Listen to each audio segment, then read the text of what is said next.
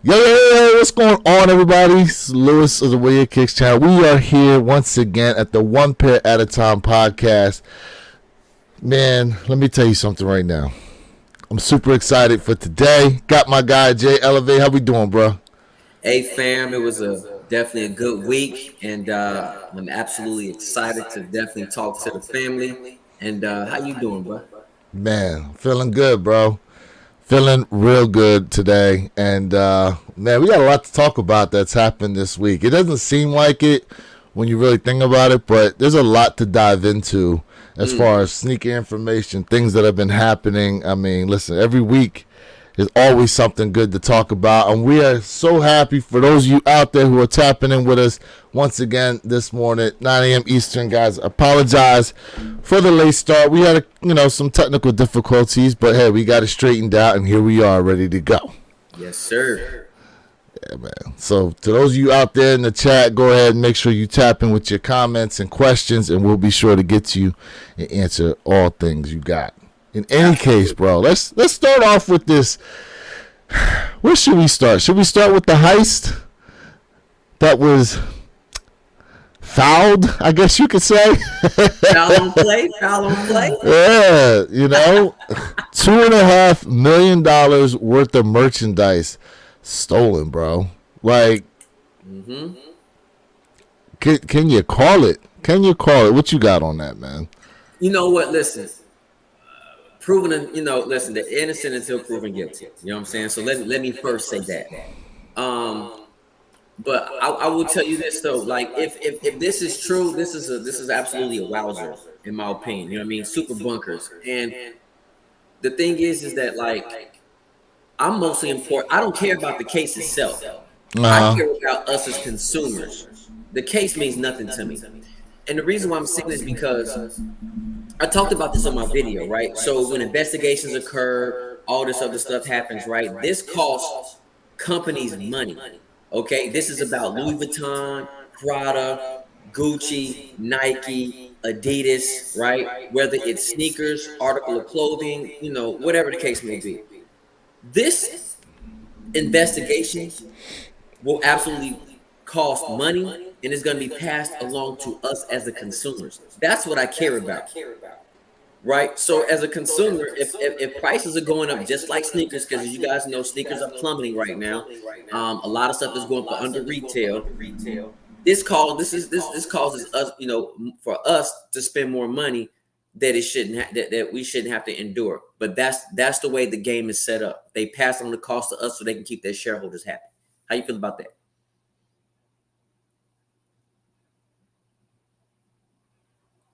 Okay. We can't hear you. Yeah, we can't hear you. There we go. I had to fix this up because you were coming through my laptop speaker, and I was like, I know damn well there's an echo going on right now. I got to fix that. I got it fixed, though. All right. Like I said, guys, technical difficulties today. We apologize. But, yes, it does cost a lot of these companies money. Now, the interesting thing about it is, how much money is it actually costing them? Because when they put that number out there of $2.5 million, that's what all these things retail for, right? But we saw, and I posted it to our group chat. Maybe it was about 2 weeks ago. I even posted it there on my Instagram. I forgot what brand it was. A brand out of Italy that makes handbags, and there's a court case going on with them. I need to find who the actual manufacturer is, but it said it only cost them $57 to make the bags that retail for $2,700. Yep. So when we see that $2.5 million, that's at that retail price. But what is it actually costing these brands? I would probably say you could probably cut that number down to what? 80% of that? 90%? Is the actual cost to the brand? Yeah. I mean, because think about it. Okay, you saw that they had the Louis Vuitton Air Forces. You saw that they had the what did they retail at though? Probably about 500. So about I think it was a little more than that, wasn't it? I thought it was like in the thousands retail. Okay, I mean, Regardless, they had the Jordan 4, the Paris, aka wet cements, which we'll get to about that because I actually saw a pair in hand yesterday. okay. The actual cost to make the shoe though is probably less than $30 a pair. I would say in this day and age, it's probably cost them about $8. Damn, so I'm way over. Let's be Okay, honest. It's so costing probably, $8 it might to cost make about $8. to make a $5,000 to $2,000 shoe at retail. Mm-hmm. You know, regardless of what the resale price is. Yep. Jordan 4 Paris West Cements retail $225, but it costs them $8 to make. I mean, that's a crazy markup, bro. Yeah, around like Crazy markup. Now, obviously, a lot of this has to go into the fact that they're buying the materials or whatever in bulk, you know, and they've got so many as far as the orders are concerned that's why that price is able to be driven down like that. But at the same time, like, still, so the real cost, I would say, is probably more so, you know, you take that $2.5 million and maybe you cut it off by like 80%, and that's the real cost to these brands. Mm-hmm. Yeah, absolutely. You know I mean, what I'm saying? you know, yeah, you got shipping. You know, you got the logistical aspects. You know what I'm saying? You got to keep the machines up to date. I mean, we can go all in depth and all that crap, but at the end of the day, you know, when you think about companies, they charge between a 300 to 1,000% markup. Mm-hmm. That's just the way it goes. That's just the general rule: 300 to 1,000% markup. You know, when they go ahead and they sell a product, that's just the way it is. Yeah, and so that's why it's interesting, the demand that can be generated by these companies, you know, for a product that costs them $8 to make and that they can sell for 200 plus. You know what I mean? Yep. So us as consumers, I mean, again, if we don't buy, then yeah, they end up having to drop the price. But even when you see, like, for example, a Jordan 1, like the yellow ochres, are selling for 100. I saw them in JD Sport Finish Line yesterday, $100. Now, mind you, Finish Line had already bought the pair from Nike, but you got to think, if they can put them down to $100 and apparently still make money from that, and then you add in the fact that they bought the pairs initially from Nike. Like, what did Nike actually make off that shoe? You know what I mean? We don't know. But Nike was able to make money off the shoe. Yeah. Now, that's part of the reason why they tried to do that direct-to-consumer model, which we'll talk about that here in a second, because Nike's really pushing hard now to create these new relationships with the retailers that do push their products out here. But you know, the price that we're paying on anything and everything out here versus what it's actually costing these manufacturers, yeah, man. Yeah. Sometimes it'll make you a little sick. Yeah, I mean, we know how it goes. Absolutely. Yeah. We know how it goes. Shoot. So, speaking of Nike trying to, reinvigorate their relationships. So, I was in JD Sport Finish Line yesterday. Okay. And I was talking to one of the employees that I know there, and he showed me his name tag card. And on the back of the card, it shows now that you can connect your Nike app to your JD Sport Finish Line app. And within doing so, it'll give you 2,000 points. But now they've got the connection with Hibbets.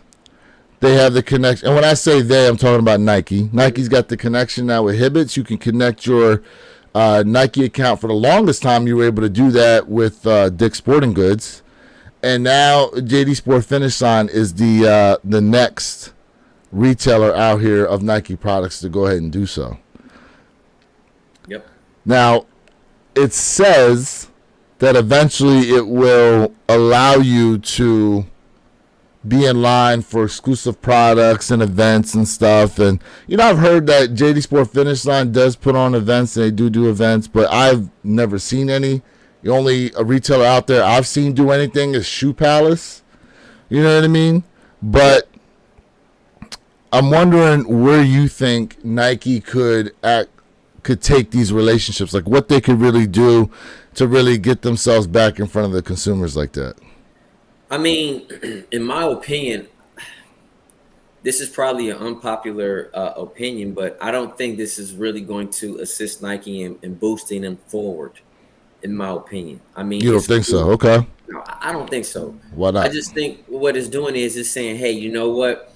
If, for example, if shoe A, sold out over here, you can go ahead and connect with JD, and you can try to get that shoe over there and do a link. That's the only thing I really see. I don't see this in terms of propelling Nike, of getting customers back excited about the brand.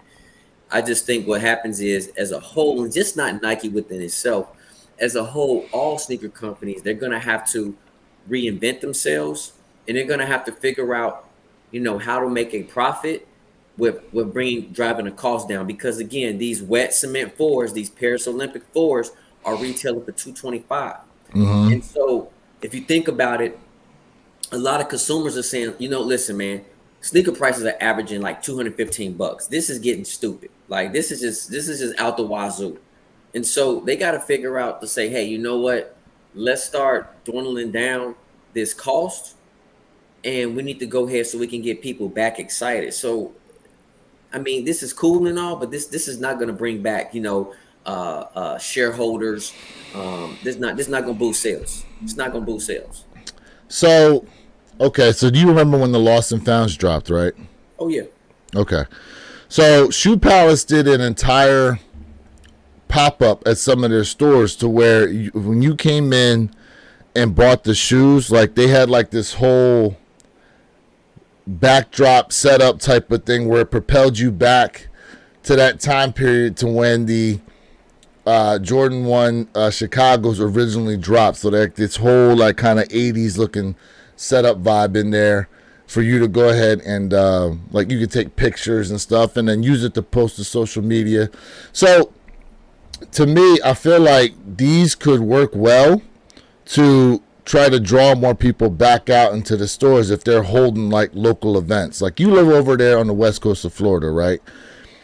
You don't really get out to a lot of events unless it's like a sneaker event.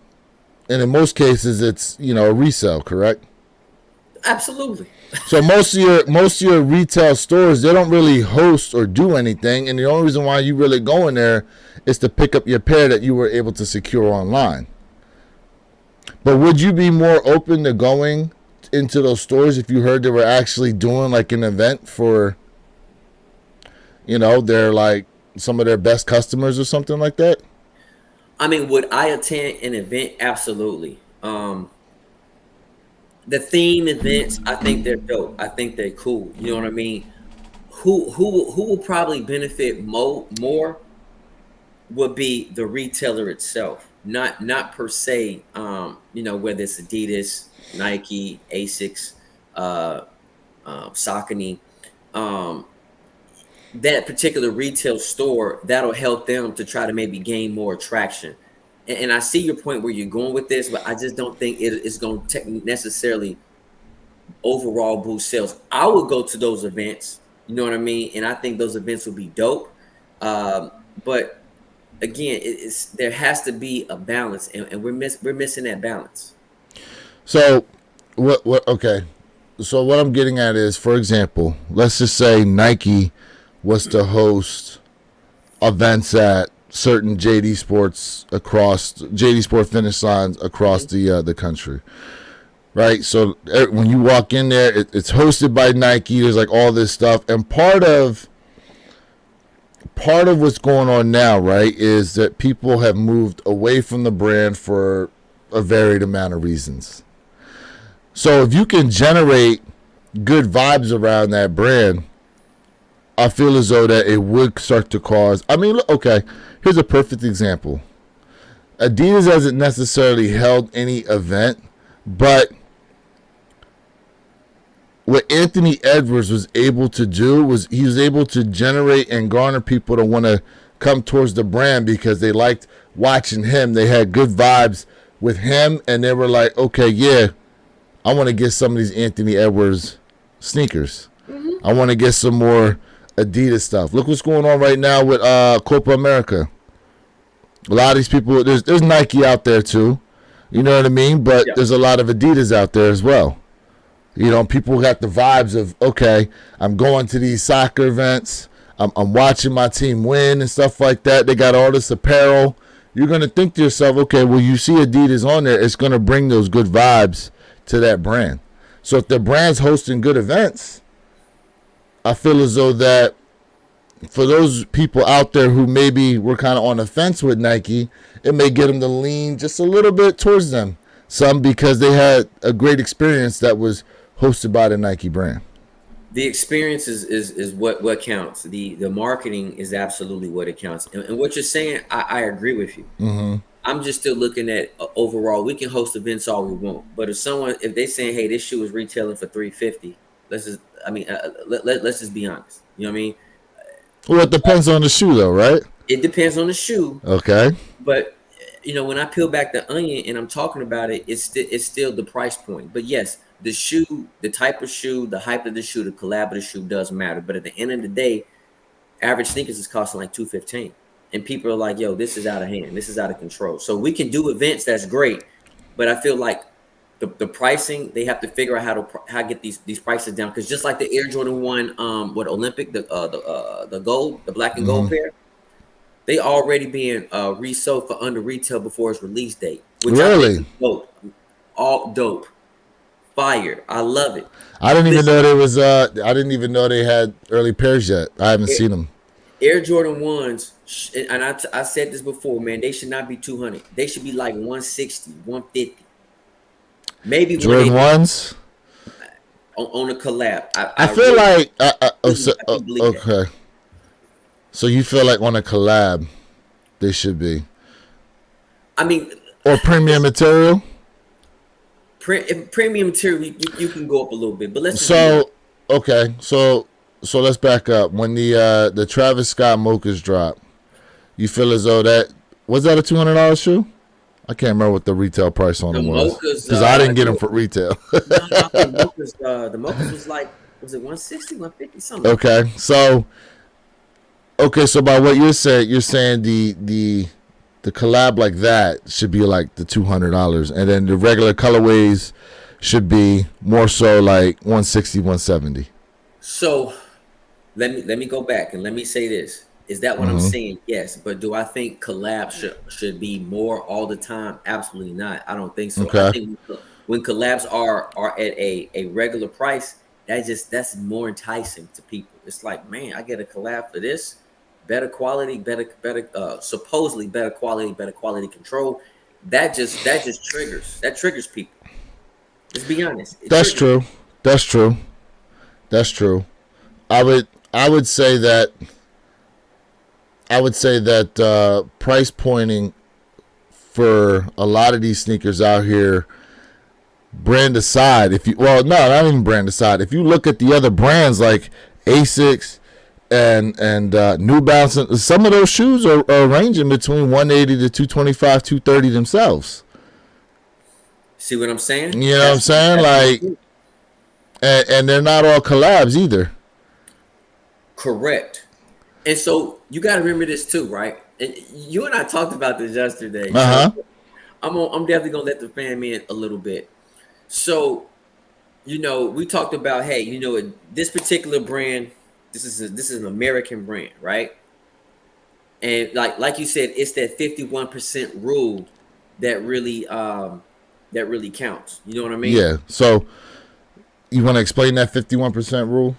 No, you can, and then Okay. I'll go to the part that right. I was gonna make. So what he's talking about is, in order for an item to be labeled that it was made in that country, 51% of it has to be assembled in the country. So that means 49%, raw materials or the pieces or whatever can be made in a different country. Yep. But so long as 51% of the assembly and all that is done in that particular country, they can say it's made in that country. Okay. So go ahead. So peep this. So why does that happen?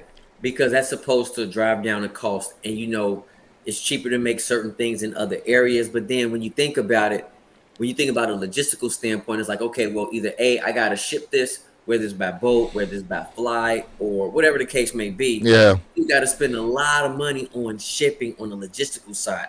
Correct. So we could go tit for tat, but when I look at like New Balance, right? New Balance, they said that everything was created and made over here, 100%. That is what they state. Am I right or wrong? That's the yes, statement. That's what they state. Yes. That's what they state. So since they are stating that, New Balance have to spend more money on creating their sneakers because of the driving cost, the driving force that's over here. So to that notion, I'm not saying New Balance should drop their prices or something like that, but because of those driving factors, they have to absolutely pay more money for retail to get that price point where they need to be. And a lot of people are saying now, oh, New Balance is the new wave. Let me say this, man. New Balance is not the new wave. New Balance has been a wave a couple years ago. They died down a little bit, and they're starting to pick it back up again because, again, it's something different. Just like Asics. Listen, Asics be costing $225 because I talked about the Asics $250 as a matter of fact at retail. Yeah. Right, and then it's going on sale right now for $175 on Concepts. I did a video, my last video I dropped on that. And so the one where sneakers that going on sale, right? Yep, absolutely. Okay. Make sure you guys go check that video out too. So I love the fact that the prices are going down because consumers are fighting back. Our dollar matters. You don't have to buy sneakers. You know what I'm saying? Let that bad boy sit. And if it goes under retail, guess what? We'll cop. So to my point is when it comes to, the driving factor, it's us. It's consumers. Because if consumers keep on purchasing, hey, let's go ahead and keep testing the waters. They're going to keep driving the prices up. That's the point I'm making. No, 100%. I mean, we obviously hold the real power with what we decide to buy and not buy. The problem is when some of these things drop, especially if you're a big footer, a lot of times your sizes ain't sitting around, so you got to get them when you get them. You know what I mean? I would piggyback off that to also say that it's interesting that New Balance doesn't really have, when you look at the silhouettes that they put out there, there's not that much of a difference in a lot of their shoes. You know what I mean? Like when it comes to Jordan Brand, like you can distinctly tell what's a 1, what's a 2, what's a 3, what's a 4, what's a 5. Even with some of Nike's like running shoes and trainer shoes, like you can distinctly tell what some of these different sneakers are.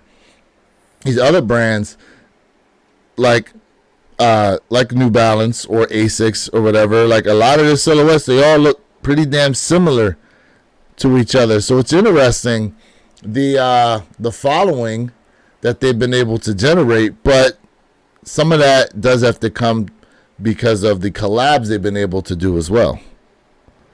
I.e. like the Action Bronsons. Not for nothing. A lot of those colorways are really nice, like the Rosewater.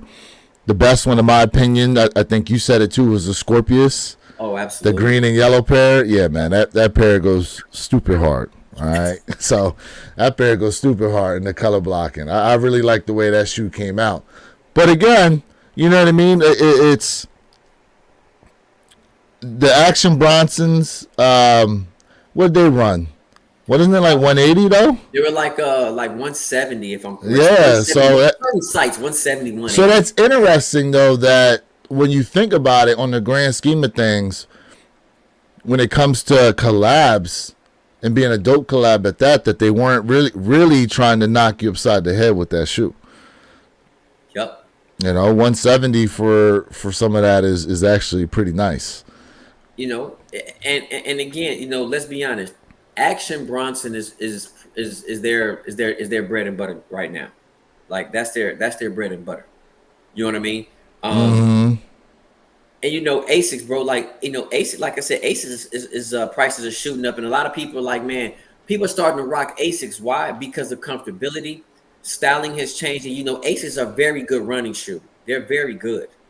So now Asics is putting their name back in the mix, and over time things are just starting to change. Everybody looking for something different. Like, all right, I've seen this a trillion times. It's time to move over to something else. Because what do you think about that? Well, I think it's interesting to see certain brands have their wave, right? Because if you remember, we had think about the brands that had their wave late 90s, early 2000s. Like clothing brands like Sean John, Rockaware, Fubu. You know what I mean? Like they came and they went. Now there's talks out there, some of those trying to be brought back. Yeah, baby fat. Yeah, man. Baby fat was just. Baby fat was everywhere, bro. Baby fat was just everywhere, especially in the more, inner cities like Philadelphia area, New York, LA. Like it was just all over the place. You know what I'm saying? I can't really speak for the South like that because the South's clothing waves move a little different than the North does. You know what I'm saying? So I can only speak on when I was living up in the Northeast, some of these brands that were out there. Remember Avrix? Avrix was another one. Man, they had the leather jackets. Yeah, man. Shoot. I mean, Pele, Coogee.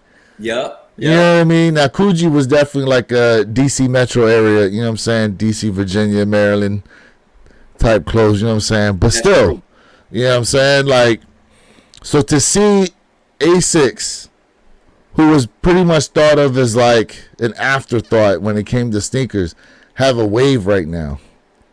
You said New Balance had a wave. Remember Fila? Fila had a major wave. I mean, Fila back when you talk about the 80s, hitting a little bit maybe that 90s Fila vibe, you know what I mean? Absolutely. Their peak was Grant Hill. Oh, without a doubt. You remember the Grant Hills. Oh, yeah. The Hill. Yeah. Yeah. Oh, what about BK, British Knights? Oh, British Knights. Yeah. Like maybe a year, 2-year run. That's about Remember it. LA Gear? LA Gear. Or how about Lugs? Lugs, yes. Lugs, listen. Tim's have survived so many onslaughts from other brands. Like, I can't even think of some of the other brands except for Lugs. There were a lot of people out here that were purchasing Lugs boots. Yep. Like that. Lugs boots, Lugs clothing, Lugs gear. You know what I'm saying? Like, you see a lot of that. Let me get some of these guys we got in the chat here. DJ Tyler Radio. That's a good one. Yeah. DJ Tyler Radio tapping in. Hey, fellas. What's going on with you, man? Thank you for tapping in once again on the One Pair at a Time podcast this morning. We appreciate you checking in.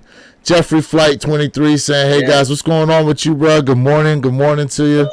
Yes. Jason Corley tapping in. Good morning to you, bro. We appreciate you. Appreciate everybody tapped in. And for those of you who are watching the recording of this, we appreciate you guys checking in afterwards as well. Definitely appreciate that. Speaking of which, Jay, I don't know if you ever look. There's who is live in the chat, which we appreciate, but then there's a bunch of people that are watching these things after the fact as well. You know what I mean? So shout out to those guys who you can't come in the morning, but you get to watch afterwards. We definitely appreciate all the love and support that you guys give us. Yes, we do. Absolutely. Jason, hey, check out Jason's comment. Yeah, I was going to say Troops. Yes. Troops. Hey, man, I'm going to tell you my favorite Troops. Listen, my favorite troop joint is the jumpsuit, the red and gold jumpsuit. I don't care what nobody says. Oh, the jumpsuit era. That's classic. Jumpsuit era. That reminds me. Okay. Damn, what was the brand that has the work shirts. Not Carhartt. It's not Carhartt. It's another brand. Work shirts, work shirts. Oh, they had the work shirts, the work. I can see it because I know my dad bought this stuff a lot of times to work on cars, but there are a lot of people who were rocking these things as a fashion statement. They had like button downs. You ain't saying Dickies. Yes, thank you, Dickies. Now you know what? I'm gonna be honest with you. I feel Dickies. like Dickies is a West Coast, joint. You know what I'm saying? That's a West Coast style because the West Coast they dress totally different. You know what I mean? Nah, people in the East Coast and the Northeast. I'm telling you, man. They rocking Dickies. Yeah, they was rocking Dickies like that. Okay. Matter of fact, my my younger sister hit me up. She sent me a picture of her husband. He had the one-piece Dickies outfit on. And he had the do-rag on too. I said, my man looking like Melvin right now from freaking Baby Boy. He goes, yeah, he loves to wear. He said he still loves to wear those one-piece joints. I'm like, oh man. Hey, y'all remember this scene? Oh yeah, call for your mama.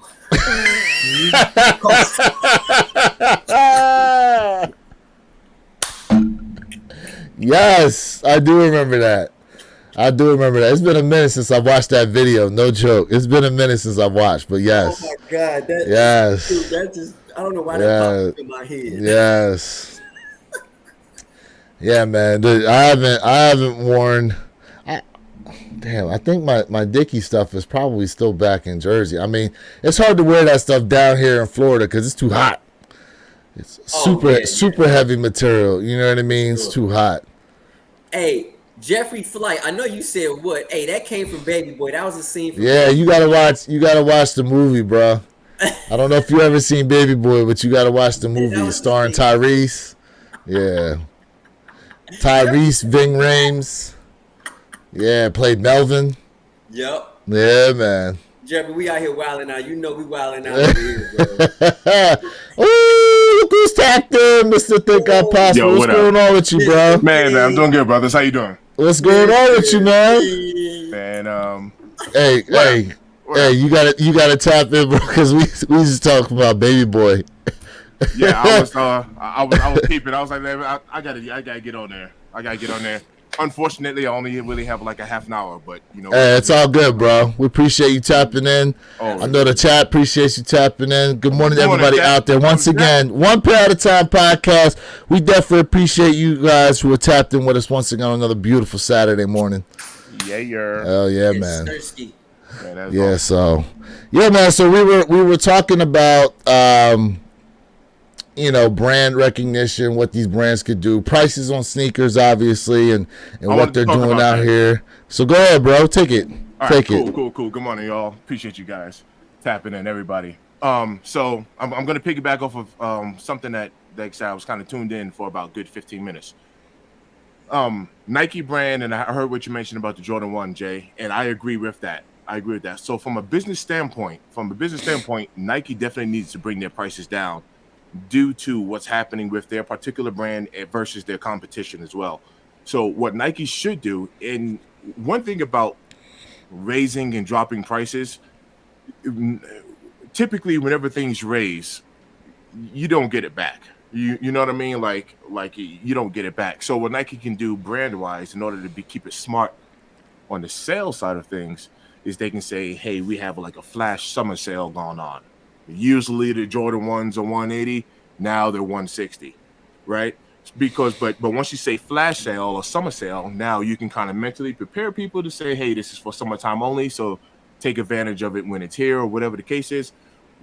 The price point can be 150, it can be 140, it can be whatever you want it to be, but at least they can mentally prepare you to say, hey, this is a summertime thing only. Things are going to get back, things are going to change after the summer/fall sale, whatever it is, right?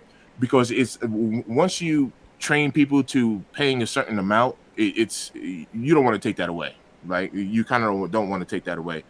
But because their sales are hurting, let me give you an example of your normal Jordan 1's going for 180. As soon as a sneaker gets released, it's almost instantly going to like outlets, like almost like instantly. So that 180 shoe, like you said, you're getting it Gold StockX, it's getting it's below retail before the shoe even drops. So that kind of gives you an indicator of how this performance is going to go, and it's going to be a bad performance. So instead of you capturing the 180 for retail, it's already being released for below retail. So once it drops, you're not even getting. Forget about getting retail. You're not even getting like retail, right? It's going below. So my whole point is now Nike's losing big time. The Jordan 1, the Royal, the reimagined, the Royal reimagined, everyone wish was leather. I mean, those are going right now for like $100. Yep. So watch this. That shoe might have. Now I know there's complaints about it, but let's talk about the price point. That shoe might have done better, to Jay's point, if we would have just released it for $150. Potentially. With the other shoes going for $180. Is that what you're saying? Well, not necessarily with the other ones going for 180, but you tried to capture 180, you couldn't get 180, so the shoe performed terribly. Now the shoe's sitting at $100. I mean, you can't give them away at this point. But what if you would have dropped them for cheaper? Watch this. Maybe someone would say, it's not the shoe that I wanted. I wish it was leather, but for $150, I'll still get it. But are you going to pay full price for a shoe that you don't even want? That's the question. That's interesting. Okay. That's the question. Okay. It could be a strategy. They can kind of be like some, for lack of better words, it's a bad word, but they can be some mind games, right? A lot. So I think some of that happens when you look at a shoe, because there's a lot of shoes out here that drop, right? I don't particularly like them, but I go for them thinking to myself, all right, if I get it, I can use it as trade bait. I could sell it, make a couple dollars. You know what I mean? In some instances, I get a shoe in hand, and then I'm like, oh, I actually do like these. Or like if I'm on the fence, you know what I mean? Absolutely. You get a shoe in, and then you're like, maybe I'll just take these back. You know what I'm saying? I feel like sometimes, though, a lot of people are not being true to themselves when it comes to their sneaker purchases. But that's a whole other story. So right.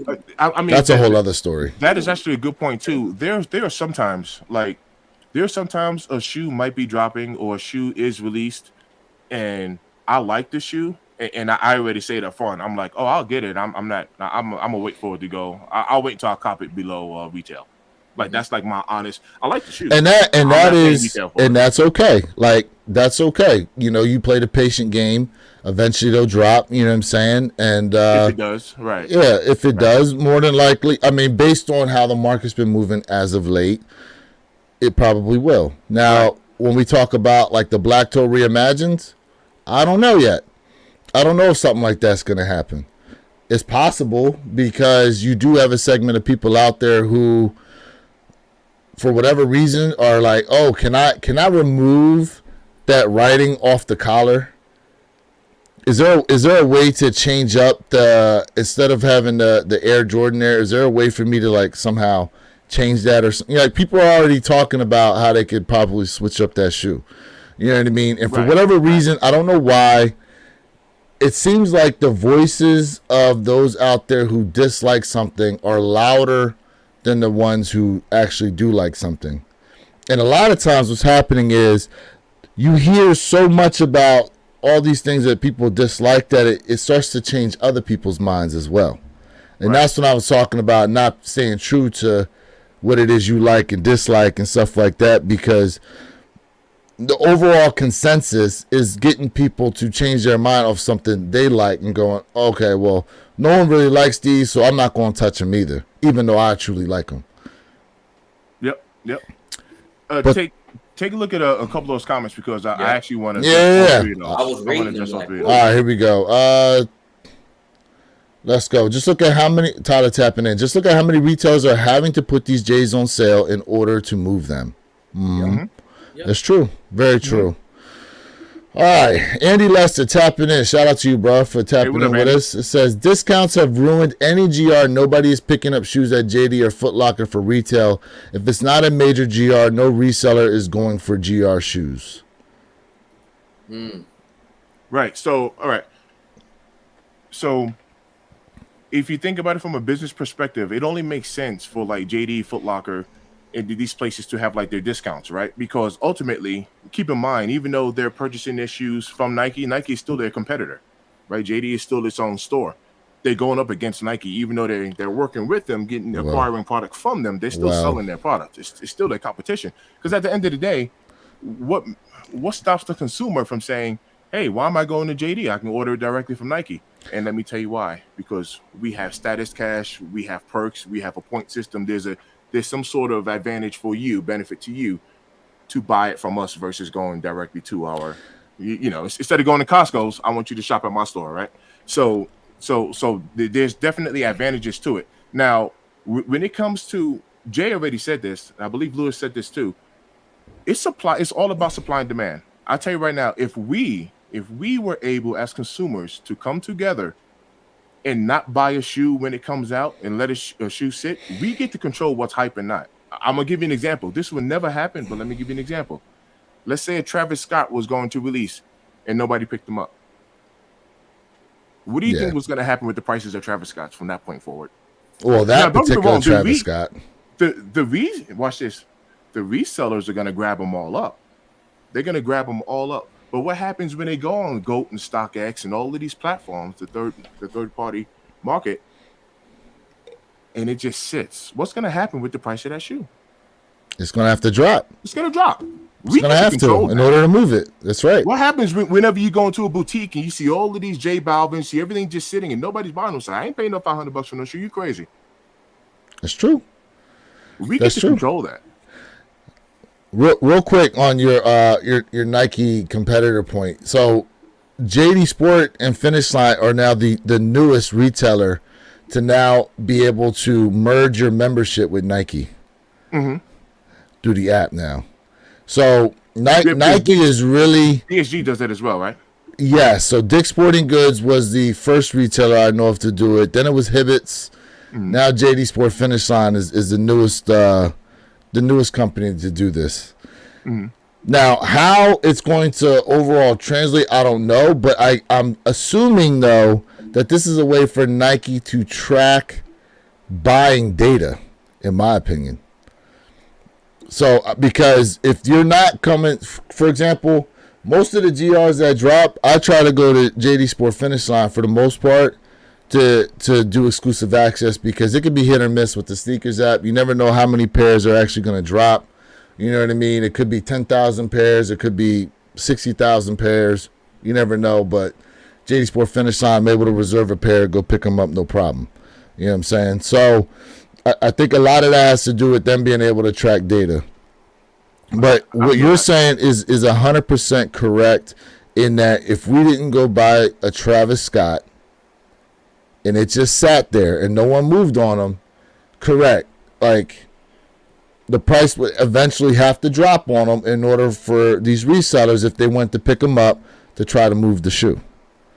And it's happened to them on a bunch of shoes. Look at the oxidized green forest. Before, what was it? Before they actually released for the first time on End Clothing, I believe they were reselling around pretty cheap, $260 to $280. You know, it was under $300 then. Wait, you talking about the oxidized? You said oxidized green. Yes, the oxidized green forest. Yes. Then they had a drop on End Clothing's website, which I believe was the first place to drop them, and that's when they started going for below retail. So let me say this. So Mr. Think, I have to agree with Mr. Think when he talks about, for example, JD, Finish Line. They are a competitor to Nike. Yes, they working together. They have this, cross-platform that's going on. But at the end of the day, there is a slight competition there when you think about it. They are there helping to help each other out, because some people are like, okay, listen, why would I go on this person's website, this company's website, when I have to wait for the shoe to get shipped to me, when I can go over here to this store and I can go grab everything right now and it's under retail for the same price? So when it comes down to time, I think time is everything when it comes to people. Convenience and time. So it depends upon what's more important to you. So yes, they are working with each other, but at the same time, there is a slight competitive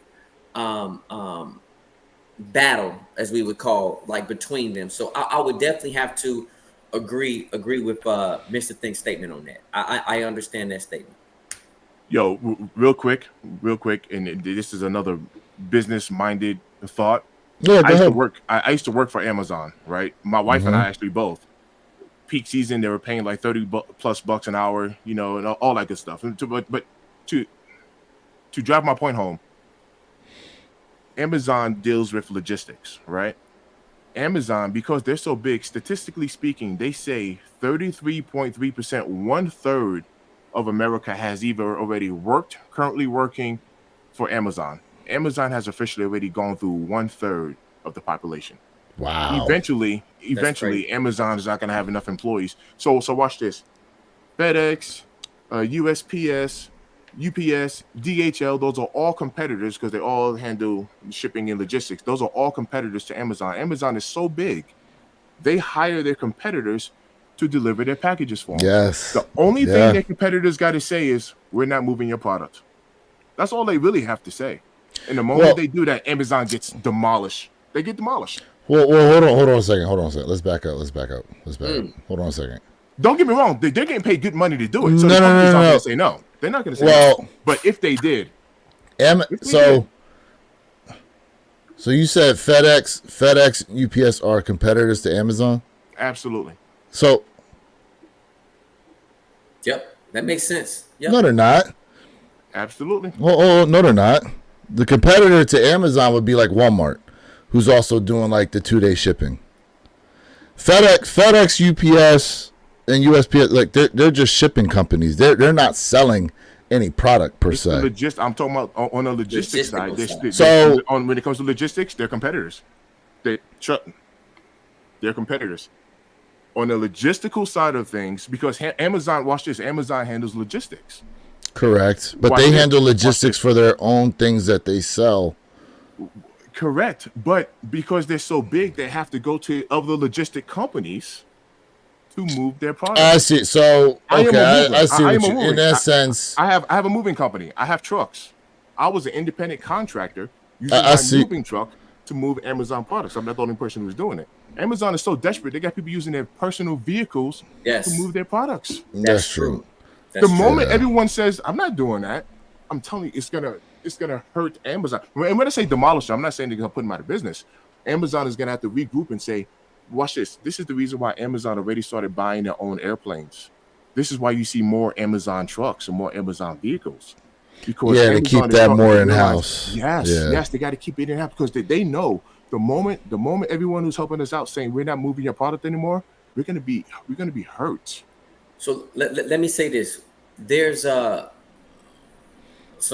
couple miles down from me, there's a ton of Amazon vehicles that are in a certain business parking lot. Like they fill them up at night. Like the whole entire parking lot is just filled nothing but Amazon. And I mean, when I say big, this is just a sneaker here. What up, baby? Parking lot.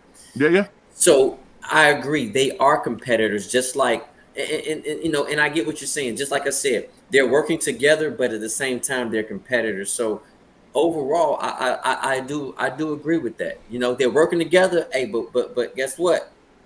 We're in competition too, as well, with each other. And that's not a bad thing because that means everybody can eat. That helps out. And do you know what that does? Oh, I'm talking about from a business standpoint. What that does is that helps disrupt another company. So right now, Nike is being disrupted by other brands. Actually, Nike disrupted themselves. When they tried to do the direct to consumer, because I read an article about this. When they tried to go direct to consumer, what did they end up doing? They ended up pulling a lot of their merchandise out of the stores. And so what that did was it actually created space for other merchandisers to put more in there. So, for example, this happened a lot in the Foot Lockers because Foot Locker, you walk in there's like a whole area now of like Hoka. You know what I mean? And so when you walk into the store, you're not seeing a whole wall of Nike like that anymore. You're seeing whole walls of Hoka. And they said that a lot of the reason for Hoka doing what they're doing is the word of mouth. People come in there, they're seeing the shoe, they get interested in it, they end up buying it, they talk about how comfortable they are and stuff like that, and then one tells the other, and that's how, because I see a lot of Hoka down here in South Florida. You know what I mean? And so a lot of that, and you figure out here in South Florida, people are outside all year round. You know what I'm saying? So a lot of that was generated because Nike pulled some of their stuff out, and it just created room for other brands to be able to fill that space. Which is why now they're trying their damnedest to recreate those relationships now with some of those retailers out there, because that direct-to-consumer model just backfired on them. So I'm trying to think when Hoka was released. 2010. When Hoka's been out. Hoka's been out for a while. it's been out for a while, right? If you are not an avid runner like myself, you wouldn't know. You wouldn't know Nothing about it. 2009. You wouldn't know about Hoka's if you're not an avid runner. So, you know what I mean? In the French Alps. Yep. That's what it says here. So, correct. I agree. I totally agree with what you're saying. But if that brand wasn't even out and around, so I do see what you're saying. How Nike disrupted themselves, but also there has to be another brand around in order for that disruption to take place. Because watch this. The moment you dominate a certain market and get comfortable, it leaves, like you said, it leaves that gap available for another company to come out and disrupt you. I'll give you a good example. A lot of people didn't know nothing about you. You guys know I'm an investor as well, especially in the stock market. A lot of people don't know nothing about chips, right? As far as like NVIDIA, AMD, people don't know nothing about these chips. But one chip that people do know a lot about, because it was old, it was called Intel. Intel inside, you know, even the little people with the little Civics, with the little slow cars, little noisemakers, they had your Intel, your girl inside, and they had all the little funny stickers. Everybody knew about Intel. Everybody knew about Intel, but Intel got disrupted. And regardless of what people think, because you guys know how I am about my Tesla stock, I'm a shareholder with Tesla. But look, Ford's been making vehicles for a very long time. Ford's making vehicles for a very long time. They let a 14-year-old company called Tesla overpass them for over 100 years. The F-150 is the best-selling pickup truck in America, period. They're letting a brand new company overlap them when it comes to this EV thing because Ford got comfortable. And I want you to mark my words, the U.S. auto legacy automotive companies are going to have a big problem if they don't start switching to electric vehicles. I don't care if you like them or not, it's the future. They're going to have to get on board. Ford, GM, Stellantis. Barack Obama already bailed them out, bro. Most bailed out. From my understanding, most polls show that Americans don't like electric vehicles. Bro, it's the future. Watch this. I didn't like but the infrastructure needs to be there for that. I'm gonna say this to you guys. I think Bitcoin is the future. We should do a separate live about this because I got a lot to say on this topic. So do I. I got a lot to say on this topic, bro. Like hey, chat. Let us know if we should go ahead and just do a whole entire separate. So I don't want to draw away from the sneakers. I wanted to drive home the point of disrupting, like how no one is immune to being disrupted when it comes to business. Correct. No one is immune to it. Nike. Correct. We know Nike is a big brand. Billions. We know, but even Nike can be disrupted. There's no doubt about it. Any company can be disrupted. Correct. Let me get some of these other comments here. Yeah, we got the chat. Jason Corley goes, with the way things are going now, people are waiting for the sale price. I am one that has been doing theirs since Christmas. I picked up green and white Jordan 4 yesterday for $110. Yeah, oxidized greens. Okay. $110. That's a dope. $110. That's a dope price. There you go. Price. That is a dope price. Here we go. And stock is unreal on GR. There's no hype on GR because you can find them everywhere. Which is great. I mean, listen, the GR hype had its wave during COVID times because the only way you was able to cop was online, and that's pretty much it. You couldn't go to the stores to get out here and put the footwork in. Basically, we have returned to pre-COVID pre-COVID, in my opinion, as far as sneakers are concerned. Because a lot of these hype shoes that we see now that are going for like $400 or $500, at one point, guess what? They had a red tag sale sitting at Foot Locker on the shelves. You know what I mean? Just remember, Black Cat 4s were in the outlets. Yep. Okay? Let's remember that. But not if Trump gets back in office, remember? Because we're all going to get money, right? Oh, my God. No, good. I'm not going to clown. No, I heard about. No, I did like that.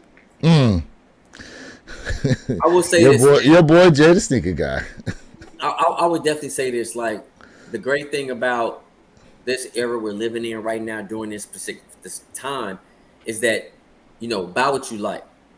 Later on down the line, the market cannot be read fully right now because there's certain things that, to go under retail, and then you'll turn around and then there's an explosion in the price. So this is a great time right now, especially. This is a better time, especially for new sneakerheads, not old sneakerheads who've been in the game. This is really great for new sneakerheads because this will allow them to start building up their collection a little bit more faster. And this will give them opportunity to learn about, how the market absolutely is changing because their perspective is so fresh and so new. They may be thinking on a whole nother level. So I really think this is the best time, especially for new sneakerheads. I would agree with you. I would agree with you too. From a price standpoint, yes, a lot of this stuff going on sale. Easy way to build up your collection. Yeah, now, I think all three of us have gone on record that, and Jay, I got to double check with you, Jay, if you said this about the Royal Reimagines, that one day we see that being a $400 shoe. Hey, listen, it's possible because over time things change. Yeah. A lot of people gonna say, I hate this sneaker, I don't like it. And then when it becomes scarce, people like, oh, I need to find it. Yeah. Yeah. Oh, you know what I'm saying? Like, well, also because I even do this within my investments too.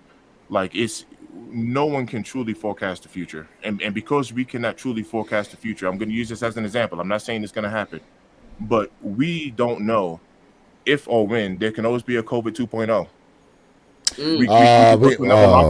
Yeah. All of that stuff can happen all over again. It can happen in 2028. I mean, who knows? Right? Yeah. But once that happens again, those will become a $300-$400 shoe, just like that. Like that. It would be, yeah. Yep. All right, let me get some of these other comments here. ATT Chris tapping in. Good morning, fellas, and everyone in the chat. Good morning to you, bro. Appreciate you tapping in here. Morning. What we got? Just a Sneakerhead tapping in. What's going on with you, fam? We appreciate everybody in the chat right now with the One Pair at a Time podcast channel. Appreciate you guys tapping in with us here. Love. I want to make one more statement because I have to get ready to go. Go ahead. Is the positive one because I don't want to sound like a Debbie Downer, right? This is the positive one. This actually has to do with COVID. When all of this stuff was initially started going down, everybody was talking about, oh, this is the new normal, and I was defending, saying it's not. This isn't normal. We're going through a storm, and when you go through enough storms, one thing that you realize, watch it. This is my motivational speech. Whenever you're going through a storm in life, this isn't related to sneakers or just COVID or anything. This is just some life. Hold on. Before you go, let me give you a solo layout. Yeah, drop that knowledge on the chat, bro. Drop it. Whenever you're going through a storm in life, there's a couple of promises I'm gonna give you. The first promise is, I don't know how long that storm is gonna last, and that's gonna be the scariest part, because that's one promise that I'm gonna give you. I don't know how long it's gonna last, but the second promise that I'm going to give you, and this is a promise, is that it doesn't last forever. So you buckle down, you hold your head up.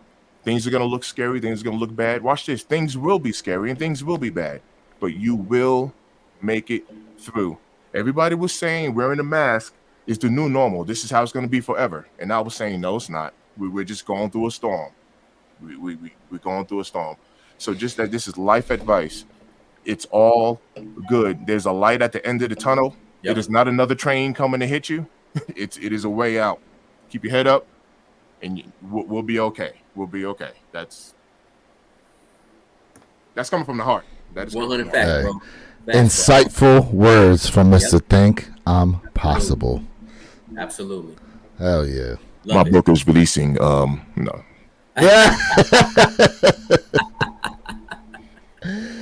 Oh man, we got a question for you though, Mr. Think. You're not going to the grand opening of Shoe Palace at Colorado Mills Mall. Bet they're gonna have some heat. Yo, let me know. Let me know what they're gonna have there. I do have work today. I have about 5 more minutes before I have to leave. But he said he's heading out there. He said he's on his way. It's one of my guys right there. So let me know. Hit me up. Call me. I got to move out in Castle Rock. So. All right. Jason Corley goes, Bacasa is big here in South Alabama. Okay. I've never heard of that brand. I've never heard of that brand either. Is that a clothing brand? It's got to be a clothing brand. Oh, so clothing? Yeah. He goes, my 96-year-old papa is rocking the Hokas. There we go. Yeah. That man. Yeah. Listen, man, I love my Hokas, bro. They're so comfortable. Yo, back in the day, the only thing my dad wanted to buy me when I was like kind of a little bit, he was like, New Balance. And I ran track for a little bit. And I was like, yo, I'm not wearing that. So that's where we're at. I was out running track in Jordans, bro. So Tyler goes, people just don't like change, period. Facts. He goes, if we were always electric going to gas-powered vehicles, people wouldn't like them. Possible. What we got here? They're already converting to electric in Mopar, making it so the big supercharged V8s are no longer a thing. You know, that's interesting because the what is that car coming out? They gave it not the Challenger. Because they have the Challenger, they have the electric one. Where the all electric one. The sound comes out of speakers. It makes the sound of an exhaust. That's the Challenger.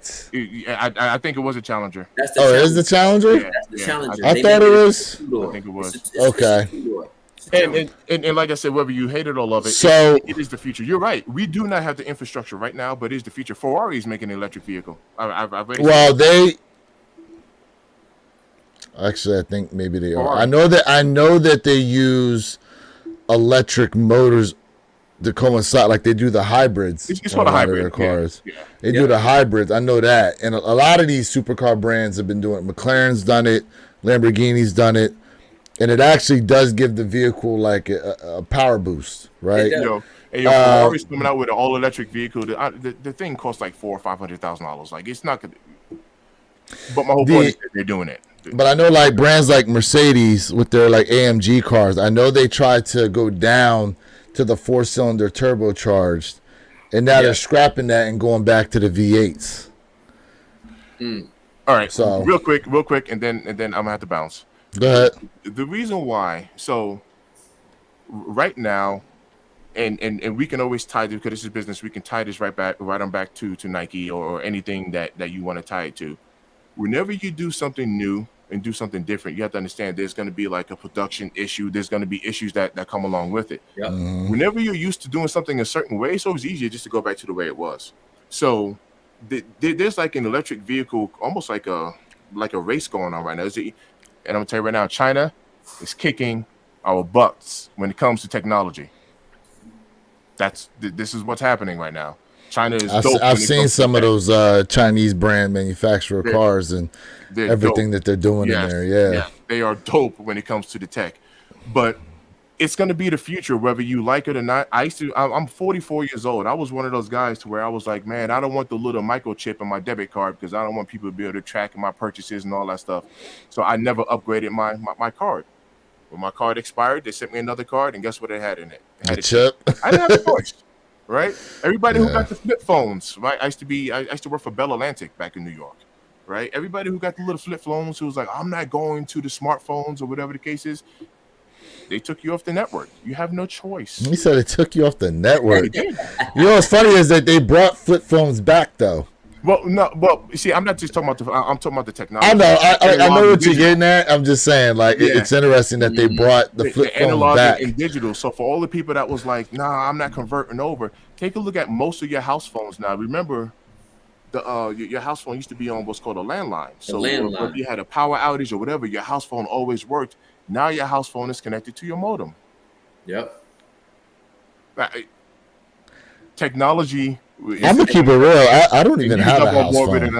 Right. I would keep it real. I don't even have a house phone. I have a number. I don't even know what it is. I have a number. because that's how the internet was able to get set up. But I got like the AT&T fiber because they have it here in the neighborhood. But yeah, since I moved in here, I didn't have a house phone. Like, Well, y'all let me talk my piece. I appreciate you. Hey, right now, I appreciate everybody for tapping in. One pair at a time. Go ahead. Somebody drop the link in there. Eventually, we're all going to go over to that one platform. I know I didn't even stream today, so I didn't even stream to my audience. But eventually, we're all going to go over there. Right now, we have 9 subscribers. When I check later today after work, I want to see 10. yes, please. Yeah.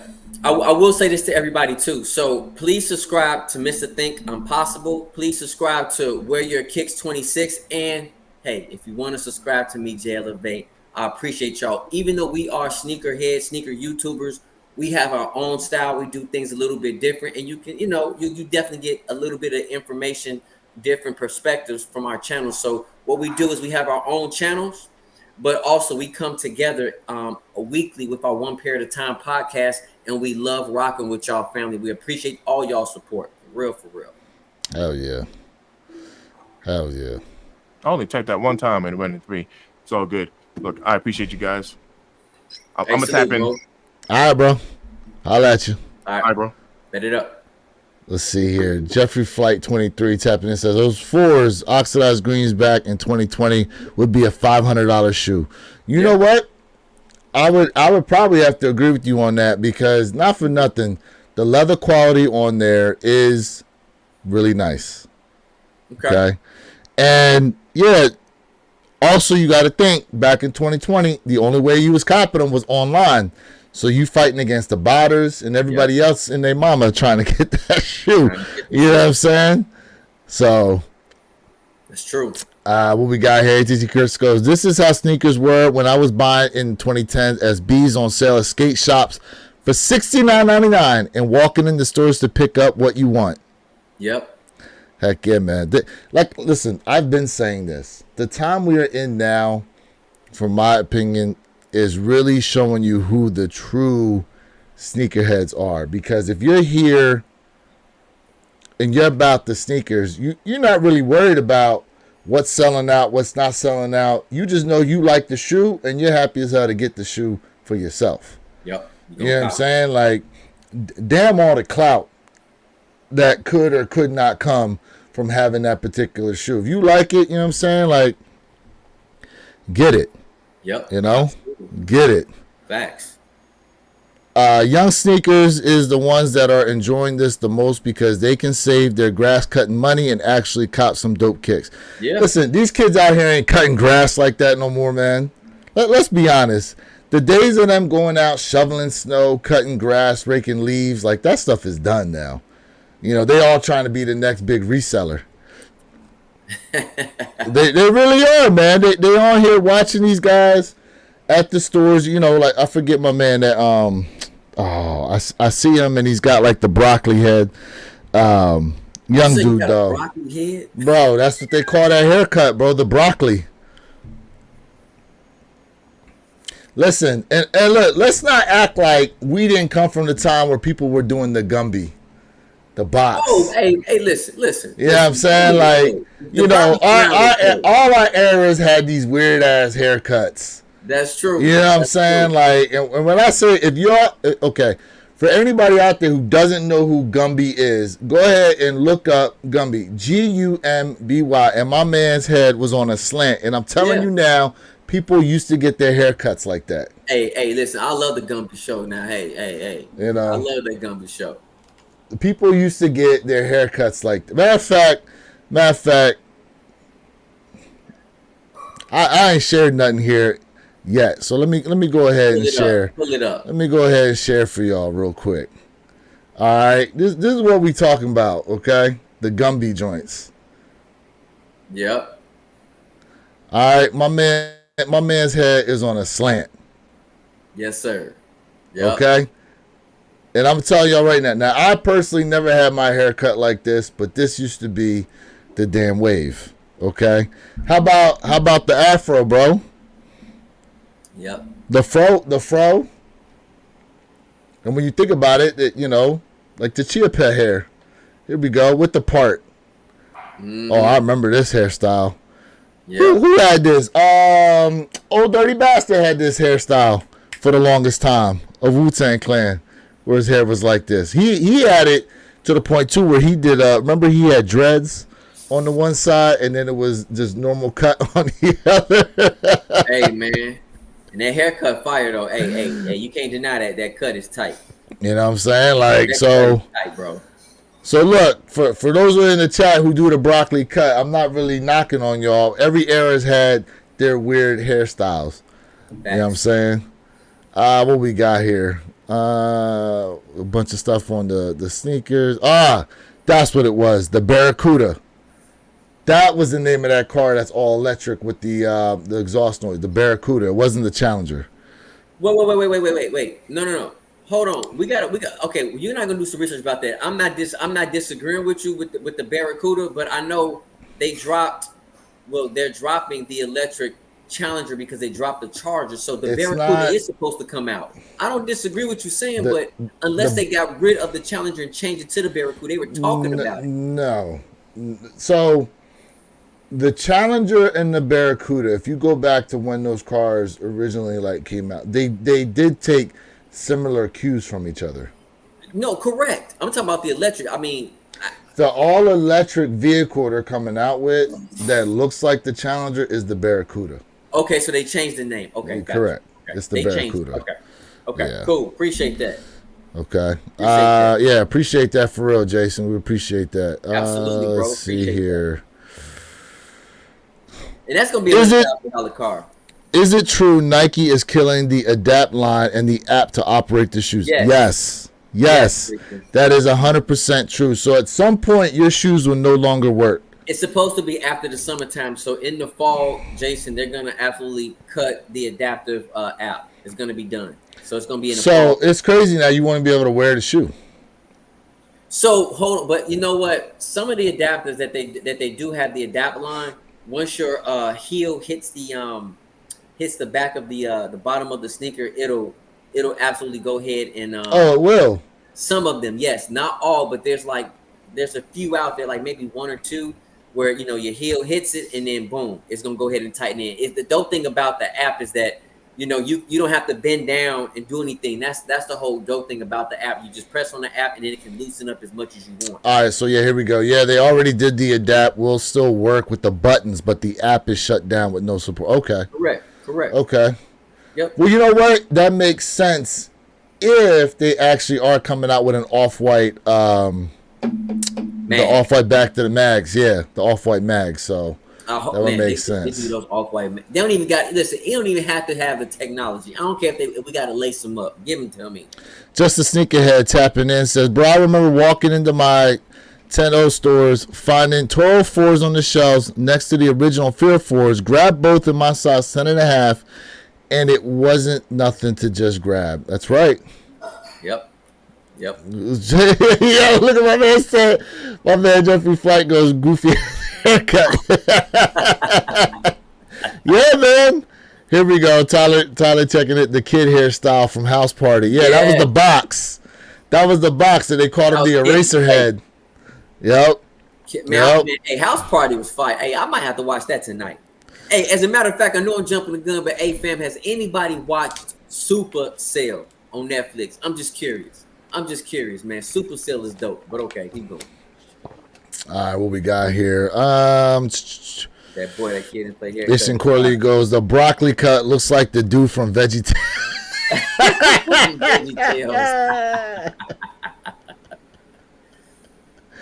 ATT Chris goes, boy, that kitten play haircut was wild. Yep. Yeah, man. Yeah, man. Listen, haircuts look, every era's got their crazy cuts, bro. Every era does. Absolutely. But what I will say is this: when it comes to fashion, I don't know if these young boys just don't have iron in their blood or what. You let me know if it's happening where you at, Jay. I see these dudes wearing full out sweat clothes. We talking about hoodies, sweatpants. Oh, one day I seen a dude wearing, he was all black, had the hood over his head, had the shit tied around his face, so all you could see was his face. Mind you, my man had to be Haitian, bro. He had to be. Had to be. So But the dude was in all black. yeah. He was very dark complected himself on a damn scooter, and it was 95 degrees out. But they said the real feel was like 110. Yeah, so let me tell everybody why here in Florida, why you see everybody covered up like that. And a lot of places be like, yo, you crazy. Because here in Florida, you know, the sun will eat you up. It will burn you, and the sun will age you. Let's just Let's back up. Let's back up though. Let's back up. What?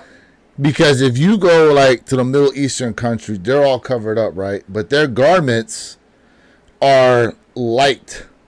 Listen, Okay, they're thin. I'm talking about people out here in sweat clothes. That's hoodies, sweatpants. That's how it is in Florida. That's how it is here. Like people do that to cover up. I didn't say, you know, I want to rock a winter jacket, you know, in the summertime. But listen, people cover up because again, the sun will burn you and it will age you. So a lot of people stay covered up. That's how they do it. Just a Sneakerhead goes, bro, I seen that yesterday in Colorado. Bro had on all black sweatsuit, 105 degree weather. Mm-hmm. Man. Yep. Man. Yeah, that's how we get down here. Man. My man Miles Cage goes, that's them stick up kids up to no good. Yeah, man, these kids are made different. 100%. That's true. 100%, man. What we got here? That man was in a different mode, ready for the Black Air Force activity. Oh, that reminds me. Yes. Dude, yo, when I was up in finish line yesterday, dude came in there looking for some Black Air Forces. I had to back up a minute. I was like, what you need those for, bro? What you need those for? Any case, I was talking about finish line earlier because I did see the Jordan 4 Parises, right? And so the box itself is like I got to touch the box. The box itself is actually textured. Yes, it is. It's a textured box, and not for nothing. I mean, I don't know. How do you feel about the shoe overall, though? Bro, we talked about it before. Listen, but as we getting closer, I don't care about what people saying. Oh, these are gonna sit. These are dope. You know, these are gonna sit. I don't think so. I think this right here is a hit for me. I'm gonna cop. I'm gonna definitely cop the Paris 4s. They are a absolute hit for me. Listen, you can throw in lima green, neon, shoelaces, white, black, red, whatever you can do. This is such a neutral silhouette. It's so dope in my opinion. This is a must for me. Now, mind you, this is a youth pair I'm showing. I just wanted to bring up a picture. I mean, you know what I mean? But yes, these are set up for a bunch of different colors, like the neon laces in them, red laces, pink. I mean, you name it, you could obviously lace swap these with a lot. Yeah, this is what I mean? The question is, will these go on sale? You know what? I'm going to say this. I would not be surprised, but at the same time, I feel like when you hear about the major influencers, right, that people watch, you know, they have somewhat of a influence on the market as well. I will say that. I do believe that most people are going to make their decision regardless. Mm-hmm. But for me, in my opinion, the Paris 4s is a must cop. I need them. You know, whether nobody likes the shoe, I need it. I don't care. It is a must. The other thing I will say is when I held the men's pair in hand yesterday, because they brought me out a size 12 to take a look at, the padding on the sock liner actually seemed thinner to me, and so did the padding of the tongue. So I think it feels like they thinned it out. And in comparison, the 4 that just dropped, the oxidized greens, like it felt like the padding in those were thicker, and here they kind of thinned it out on the shoe. That's what it seemed like to me. Okay. That's what it seemed like to me on these. What do you think about the quality? Okay. So I'm going to tell you guys right now, if you can pick them up in store, make sure you do so you can actually do a look over of your sneaker itself, because Mm. the one thing I did notice is around the midsole areas where it's like the darker suede on the shoe, Okay. some of those glue stains are going to be very easy to see. Ooh. Some of those glue stains are going to be very easy to see on that shoe. So if you can get to the store, take a look at your pair, look it over, make sure everything's on the up and up, I would encourage you to do so. So quality control can affect, people's buying decision. I definitely will say that. It can. I would definitely say that. It can. That's If the quality isn't there, you could end up seeing a bunch of returns on the shoe. You know what I mean? I don't know. Now, it could just be the pair that they brought out to me. You know what I mean? But there's a lot of people out there that don't really look at their shoes like that a lot of times, even when they pick them up in store. You know, they in there, they bring a box out, they look them over real quick, and boom, they out. And then when they get home and they sit with it, that's when they're like, oh. Nah, take your damn time in line, look over your shoe, and be like, let me see another pair. Yeah. Yeah. Yeah, and point it out to them. Point it out like, yo, look at this. Like, this doesn't look that great. So either they bringing out another shoe or they knocking some money off. Like, or guess what? If it's not what you really want, leave it. Yeah, leave it. Leave it. You know what I'm saying? Like, leave it. You're not obligated to buy anything. Yeah, exactly. If it's not the way you want it to look, leave it. That's what I would say. Yep, and that's where quality control comes into play, man. Like, hey, y'all want people to buy your product, tighten your group shot up. Jason Corley goes, might wait on Fear 4 coming out later this year. Okay, yeah, the Fear Jeffrey 4. Flight 23, Fear 4s are a must too. Yeah, I'm interested in how those are going to look. Facts. Hopefully the QC on those is going to be really good. You know what I mean? Now, those glue stains aside, it was on the one pair. Well, it was on, what? Was it on the left shoe of the pair that they showed me? Someone said that, I had someone comment that to me, is that a lot of times when there's an issue with their sneakers, the problem is usually on the left shoe.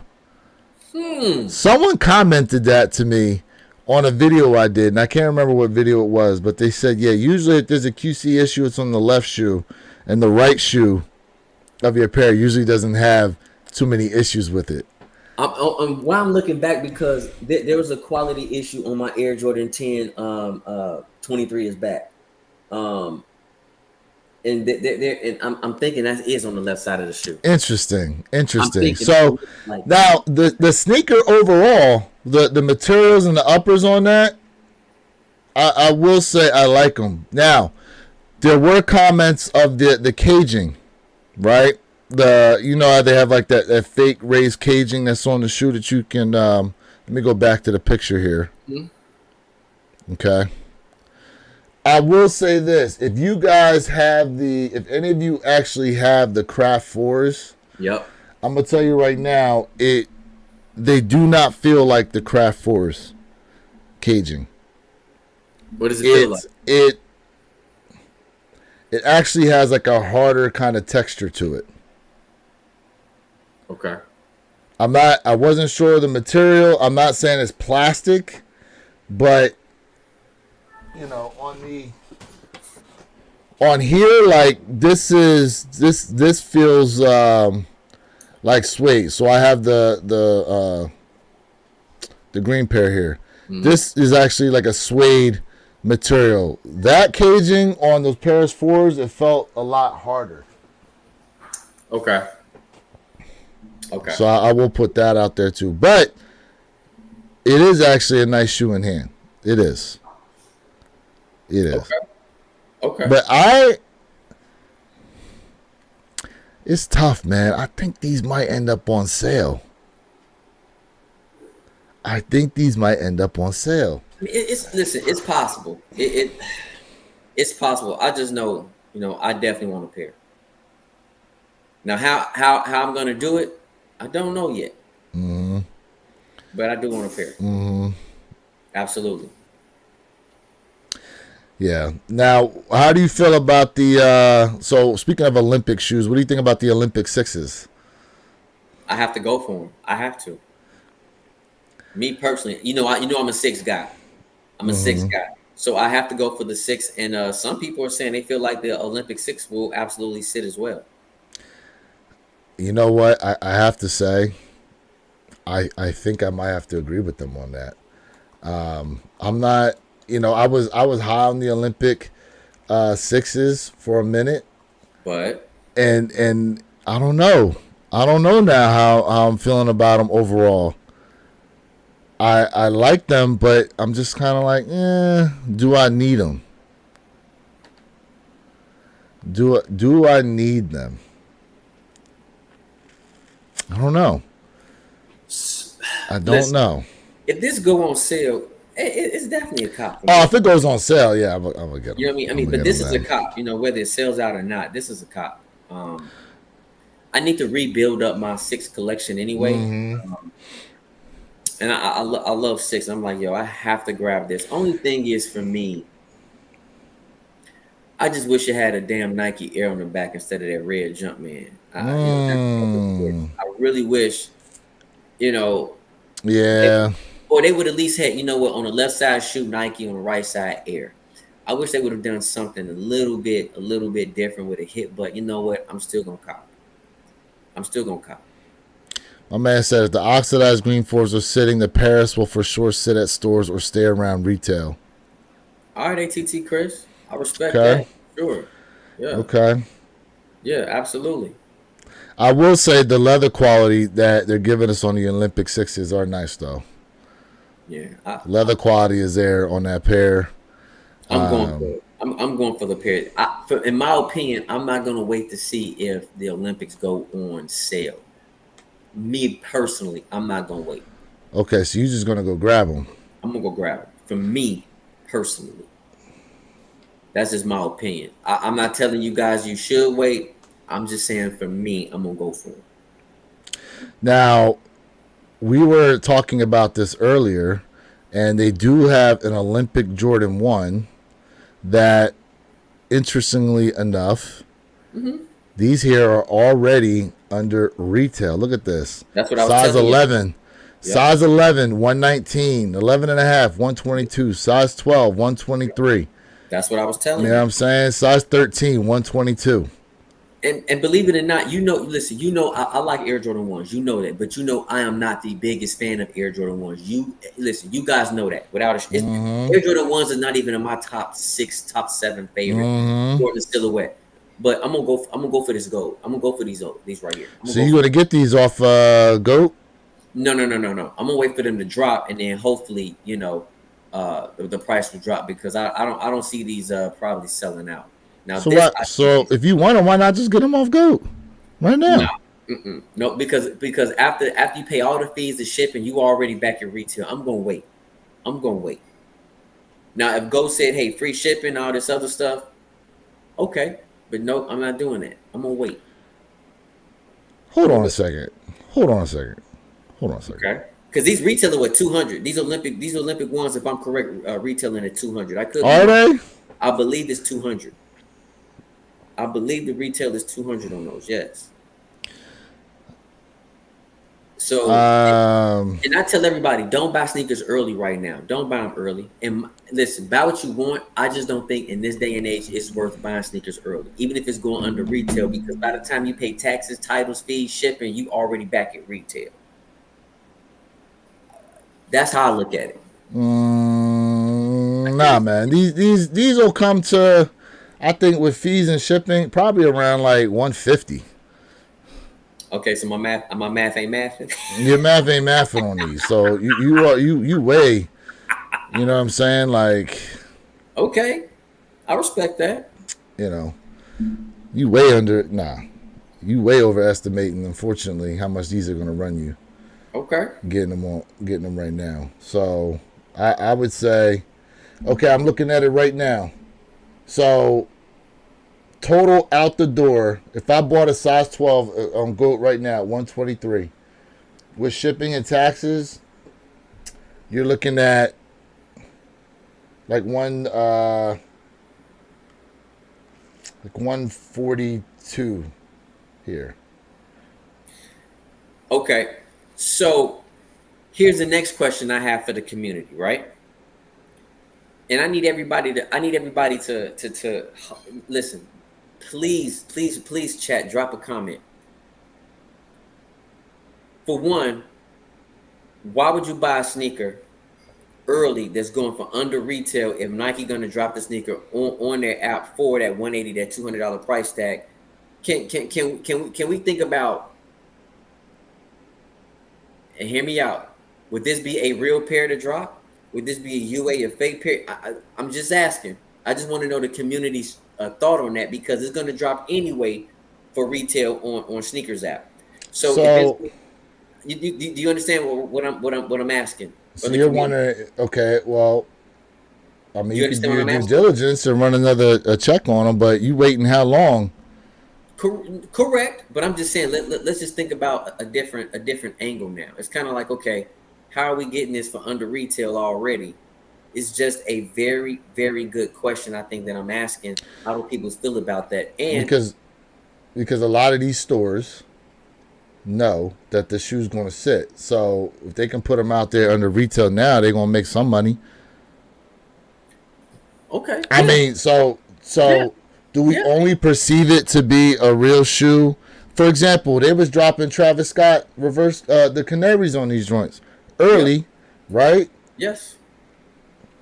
So I don't disagree with you. I just wanted to hear the community's train of thought. But what you're saying, I agree with you 100%. Absolutely. And to caveat what you said, because we know what's going on. Mm-hmm. Technically, a lot of these sneaker companies or retail shops are not supposed to drop a sneaker early.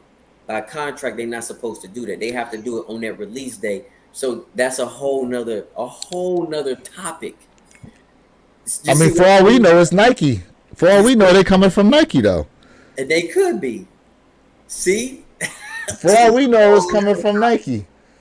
You know? But, hey, to get a shoe early under... Listen, if you really want a shoe, why... You could always do a secondary legit check on your shoes if you're that worried. You know what I mean? No, I'm not worried. I just want to hear the communities, I want to hear. Just a seeker head goes, is Nike sending pairs straight to GOAT? Who knows? It's possible. Could be. It could be. It's very possible. Or it could be a retail. Because what was it? If Foot Locker owns Flight Club, right? No. Not Flight Club. What's the... GOAT owns Flight Club. Who? GOAT owns Flight Club. No, but there's a retailer that owns a secondary market site. We need to do some research on that one. That one I don't know. There's a retailer that I want to say they own Go Flight Club. Oh, so what you're saying is Foot Locker now owns GOAT. Here we go. Thank you. Foot Locker now owns GOAT. Okay. So that means if Foot Locker owns GOAT, they own Flight Club. Correct. Which means they could already be taking these pairs and sending them there to sell early as it is. That's what I'm saying. All right, Chris goes, between Nike pumping ones dunks to drop them below retail on releases and then messing up these re-releases, not making the colors or materials the same like on the Citrus 7s or Midnight Navy 6s. Yeah. I will say the color changes on some of the shoes, yeah. Yeah. Let's see here. My man goes, I'm not buying early, period. Okay. So, and Jeffrey, bro, I agree with you. That's why I tell everybody, in my opinion, don't buy nothing early. Just wait. So I agree with you 100%. But buy what you like. But in my opinion, don't buy nothing early. Soulfly is known for releasing pairs weeks, months before release. Just have to pay that backdoor fee. Oh, yep. See, now you're getting into something else, bro. Yeah. You're getting into something else that we haven't talked about in a minute. Yep. You know what I mean? So, Ken Norton tapping in here. These days, it's so hard to know what shoe is real and not real. At least if you get it from Nike, JD Sports Finish Line, or anything like that, you know it's 100% real. Listen, I heard stories, though, back in the day, okay? of employees that would swap out fake shoes for real in the stores. Have you heard about that, Jay? Do you remember those? No, I remember that a couple years ago. So, hey, it happens out there.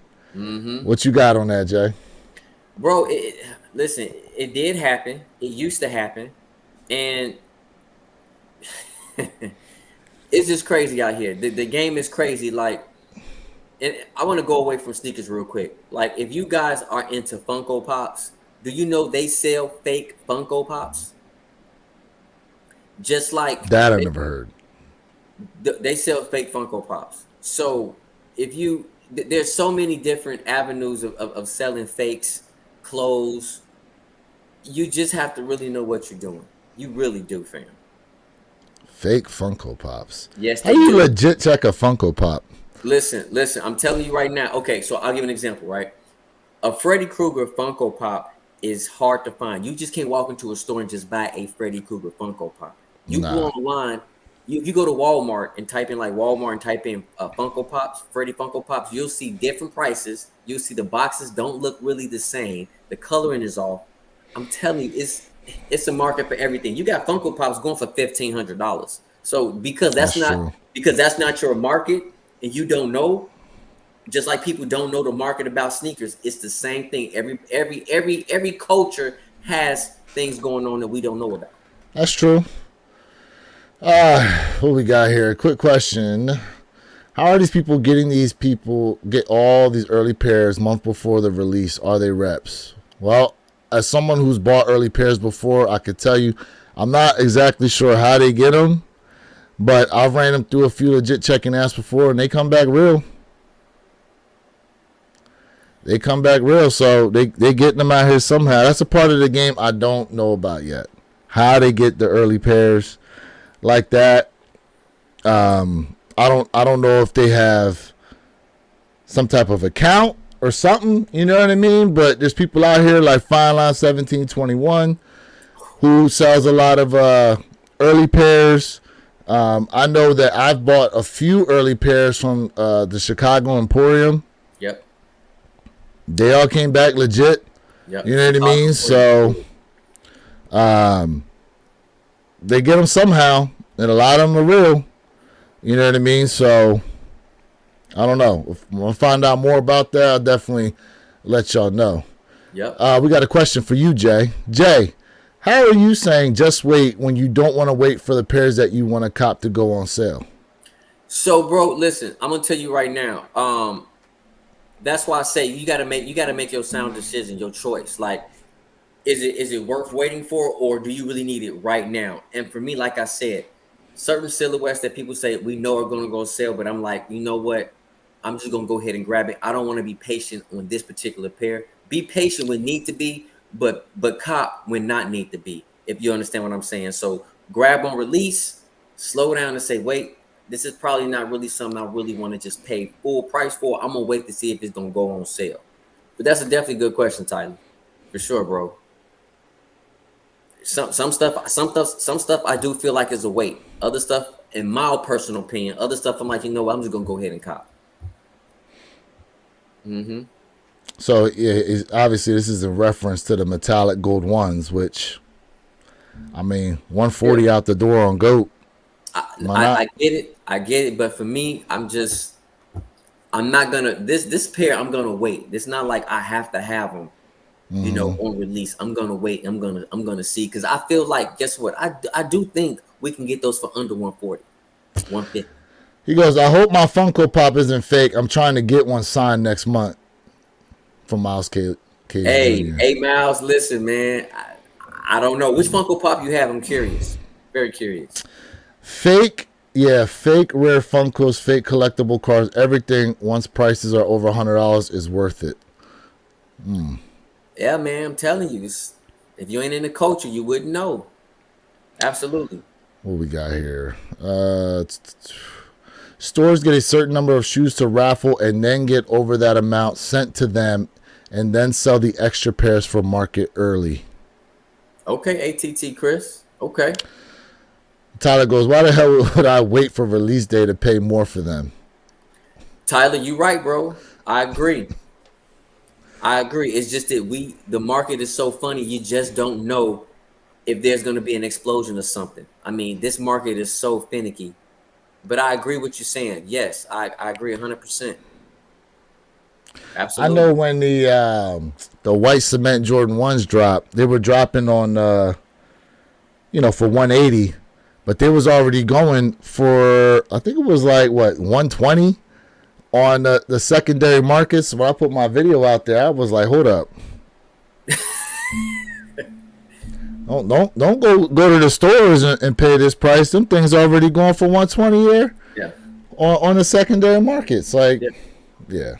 So listen. So check it out, right? Just like the Air Jordan 1 High 85 metallics, whether it's the red metallics or the gold metallics, right? You can walk into an outlet and look what you're getting them for now. You know what I mean? So like I said, the cheapest I saw them go so far, retailer wise, was 20% off. So you're talking 180. When I go do another outlet, we'll see what they're going for. I can't remember what I seen them for. It was in a video. I can't remember. Okay. But it's it's just curious. I mean, they weren't on the back wall with that extra 30% off, were they? Come on now. No, not yet. Okay. All right then. All right. That's all I'm saying. That's all I'm saying, man. I mean, listen, I seen Green Glow, not Green Glow, the Team Red Jordan 1s were going for, I saw on the Nike outlet, they're around like 140. But I got mine from Shoe Palace for 110. And remember, we talked about this. Sometimes outlets are not cheaper anymore. Sometimes they be fugazi. We talked about that. Here we go. But you couldn't buy the metallic 85s for under retail before release day. That's true. That's true. That's true. What we got here? Miles Cage Jr. says, I got Mark Paul Gossilar, a.k.a. Zach Morris. Okay. The Zach Morris Funko Pop. Okay. Dope. They got the Kelly Kapowski joint out there too. Yeah, I like I'm not gonna say I'm a big Funko Pop collector. I'm not, but I like horror. So I'm big into horror. So I got some horror Funko Pops. Here we go. I seen the same people buy Paris Force early in the shop app like 2 days ago. So they dropped on Oneness Boutique. And it was $225. Now, depending on where you live, right, you don't have to pay tax. It was $225 plus $15 shipping. Okay. Well, most websites are going to drop them around that anyhow if they charge shipping. But for me, it would have been $255 total out the door to get them like that. Now, Oneness Boutique, they're like a tier 0 store, but they're retail. You know. They're retail. Now, if you want to wait and get them from like JD Sport Finish Sign, Foot Locker, or whatever, obviously you won't have to pay shipping on them. You know what I mean? Yep. Which we talked about it. You know. But yeah, if a website drops the shoe early, and it's around the price point you're okay with, and you can get them, why not? Just snatch them up. Yeah, it's all about your choice. You know what I mean? What we got here? Ken Norton goes, that's almost like the military Blue 4. They was going for a lot of money before release. Now they're sitting at retail or below retail. That's true. But that's because they kept restocking. Like You know what I'm saying? And I think he brings up a good point, because I think we're going to see the same happen with those black cement 3s. Because they said it's talking about hefty stock out there. Well, let's double up. Hefty stock. Let's double up. So, I think it'd be interesting to see, because they're talking about releasing them at $220 retail for those. It'll be interesting to see if they end up going below retail. Be interesting to see. But for those of you out there that are Black Cement 3 fans, you know, if you can get yourself a pair in hand, so get for him. me, Get I'm 'em. not waiting. Like, and again, that's what we talk about. You know, what's important to you. I'm not waiting. I'm not waiting. See? I'm copping on release See, day. here we go. Black cement threes will not sit around no matter how many they drop. All right, well, people said that about the fours, military blue fours. Technically, okay. When we say sit around, I'm not saying that they're just going to be Outlet ban. They're not. Well, military blue fours I did see in the outlets, so it's possible. You talking about military force? I'm talking about Military fours they did see in the outlets. Black cement threes. See, we can't really say that anymore. Like, no matter how many they make, they won't sit around. I don't know. It's very possible. It's very possible that they'll restock and restock and restock, and they'll just slowly keep moving. You know what I mean? But I don't know. What we got here? That's very true. I couldn't even sell mine for retail. Ended up selling for $10 under at a sneaker event. He's talking about the military blue force. That's right. Here we go. They won't even. White cement threes didn't really sit. Okay, but they only made how many white cement threes? They're talking about a hefty number of black cement threes. So I'm thinking they're doing numbers like they did the fours. So that million pairs on the military blue fours is probably correct. With the amount of times they restock. The amount of times they restocked at Shoe Palace. The amount of times they restocked at Snipes. JD Sport Finish Line. I mean, shoot. We may see another restock pop up for all we know. But guess what? Can you be honest and say this? Go ahead. All 12 restocks, that military blue Jordan 4 sold out. It did. Okay. It did. So that says something. But who's really getting them though? Who's picking them up like that? True. Who's really picking them up? You know what I mean? Like, is it resellers picking them up and just hoarding pairs until eventually those prices start to go the other way, which at this point will probably take years, not months. And again, you know, if you are going to be a sneaker investor, you have to be ready for the long haul. Just like if you're going to invest in stock, anything, you have it's some of this. Sometimes it's a long haul game. All right, but whoever copying them, it says something. Jay, if black cement threes were cheaper on the secondary market before release day, would you cop early? You know what, Tyler? That's a good question. That's a good question. That's something where I'd be like, Shit, yes, for me. For me, that would make me think, and I'd be like, yo, should I do what I should not? That's a hard one for me. It's easy for me to say, oh, absolutely yes, because I'm saying don't buy stuff early, but that's a tough one. That might be a yes for me. More than likely, that's probably a yes. But like I said, it depends. It really depends. All right, so then when we were talking about the ones, you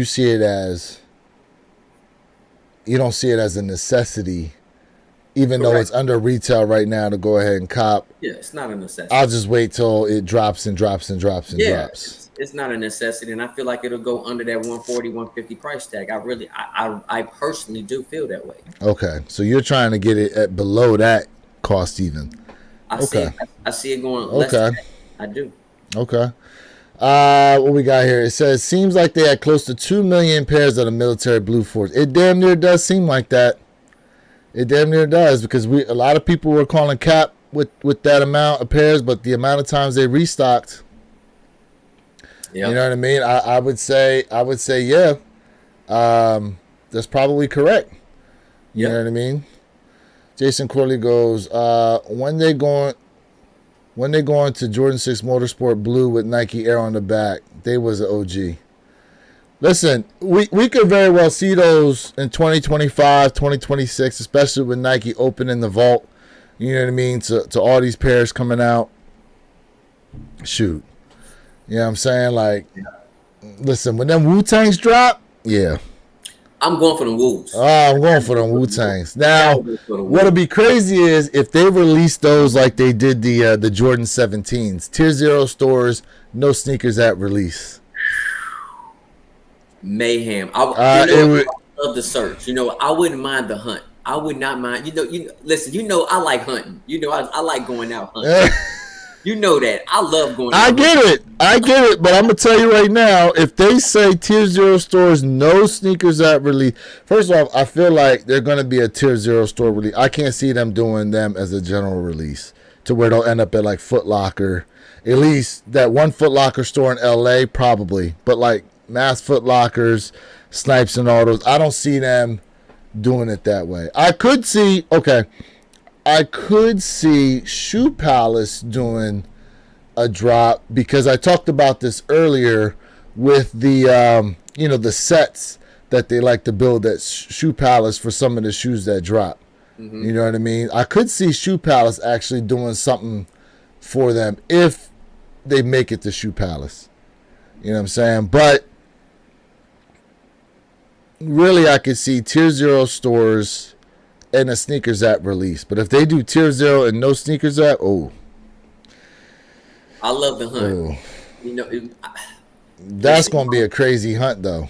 Listen, you know me. That's going to be a crazy hunt. I will get up and crank that mode up, and I'm gone. That would be a crazy hunt. Joe Campo tapping in. Good morning to you. Good morning, Joel. What's going on with you, bro? Good morning, Joel. Appreciate you tapping in. Yeah, man. It's what is it? It's about to be 8 a.m. over there on the West Coast, man. Good morning, Joel. Yes. Good morning to y'all. What we got? Just to seek ahead goes. Quick flips on the military blue 4s was the move. I copped 18 pairs of those and sold over retail. Ask Mr. Think. He knows I went crazy and sold all my pairs. I'm not mad at you. Yeah, man. See that's a volume pickup. So with the black cement 3s, it's going to be volume pickups if you're going to try to make any kind of money off of them. But so what's wild was we had the reimagined black cement 4s drop. And with the amount of pairs they put out there, people did think that was going to be an easy cop. And it really wasn't. It was an easy cop if you put in the footwork. Which we did. Because I know, between us 4, right, we did. I had a couple pairs. You had a couple pairs. Mr. Think had some. Perp had a few. Mm-hmm. Military blue 4s. I know I had quite a few pairs of those. Oh, yeah. And I think I sold every one of my pairs I sold above retail. I did. Yeah, my man Jeffrey Flight goes 18 pairs. Yeah. I mean, listen, that's footwork. You talking about the amount of restocks that happen on a bunch of these different sites. They did have exclusive access. They shock dropped them, like all this stuff, man. Oh, here we go. Jason Corley goes, folks still trying to get the bread reimagined. They are. Yeah, I tripled up on them. I got rid of one pair, and I still have 2 pairs left. Here's the thing. On some of these silhouettes, like a Jordan 1, yes, you can be patient, wait, and cop them below retail. But some of these other silhouettes, you never really know how it's going to go. True. So, if it's a pair you really want and you were checking for, just go get the damn shoe. Just go get it. Okay? Be happy you have it. Now, if it ends up going on sale later on, you know what? Whatever, because there's other shoes you've probably picked up for $50, $60 below retail. So, you know what? It all evens out eventually. Yeah, absolutely. You know what I mean? Yeah. But like myself as a big footer, Jay, you're a size 11. Mr. Think is a 12. Perp, what size Perp? 12? He's in 11. Perp's an 11. You know what I'm saying? Like, listen, size 11 and up, depending on the shoe, usually they're the hardest to get.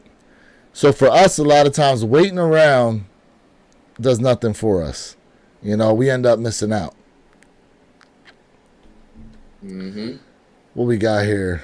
I just kept GS sizing and breads to hold.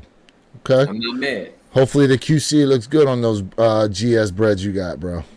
Because I seen some. Listen, I seen some of those, and I kept having to go. Yeah, let me see another pair. Yeah, let me see another pair.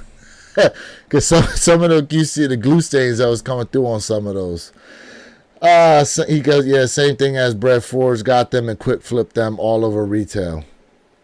I mean, shoot, Brett Forrest, you could even held on to be honest with you, because if there are people out there really looking for him like that, especially we getting closer and closer to back to school. Next thing you know, Christmas time coming up. Yeah. Joe Campo, the 11 and a halves, and you know they make less of the 11 and a half. Half sizes they make less on, yeah. Half size is a much harder. You know what I mean? Much harder. Now, I will say this. I'm glad, though, like, I'm in a position to where I can go 11 and a half or 12 in a lot of these dunks and J's. So when restocks do happen and all they got is an 11 and a half available, I'm able to go ahead and get them. Mm-hmm. You know what I mean? But some people, they don't have that luxury. Yeah. You know? And so for those of you who don't, like, if you can, just, and you really want that shoe, depending on the silhouette, yeah, you could wait around. But other times, I don't advise it. I don't advise it. Mm-hmm. You know what I mean? Oh, boy. Man. It's crazy, man. Like, it's just crazy. I mean, like I said, we're in a time of the unknown. And at the end of the day, fam, like, I just tell everybody this, man. It's great. We all have our own opinions, how we like to do things. There's nothing wrong with it. There's no right or wrong answer. It's just that all I can say is cop what you like. If you like it, cop it. You know what I mean? Whether nobody likes it or whether everybody likes it. Cop what you like and rock it. Mm-hmm. That easy. You know what I mean? That easy. Yeah. With the rest of the way this year's looking, and then, man, we didn't even, you know what? Let me segue this over because I wanted to talk about this. Okay. I wanted to talk about this, and I know where we at on time, but UNC Reimagined Air Jordan 1s will be pre-aged like the Lost and Founds. Mm-hmm. How you feeling about this? This is a must cop. This is absolutely. It was going to be a must cop anyway, but now do you feel like we're going to see pandemonium on these? Let me say this. This will not mimic the Lost and Found. This will not mimic. What? This will not mimic the Lost and Found. Ooh. No. Somebody write this down. Today is July 13, 2024. Jay says it will not mimic the hoopla around the Lost and Found Chicago's. Will not. Okay, why is that? It will not mimic. Why is that?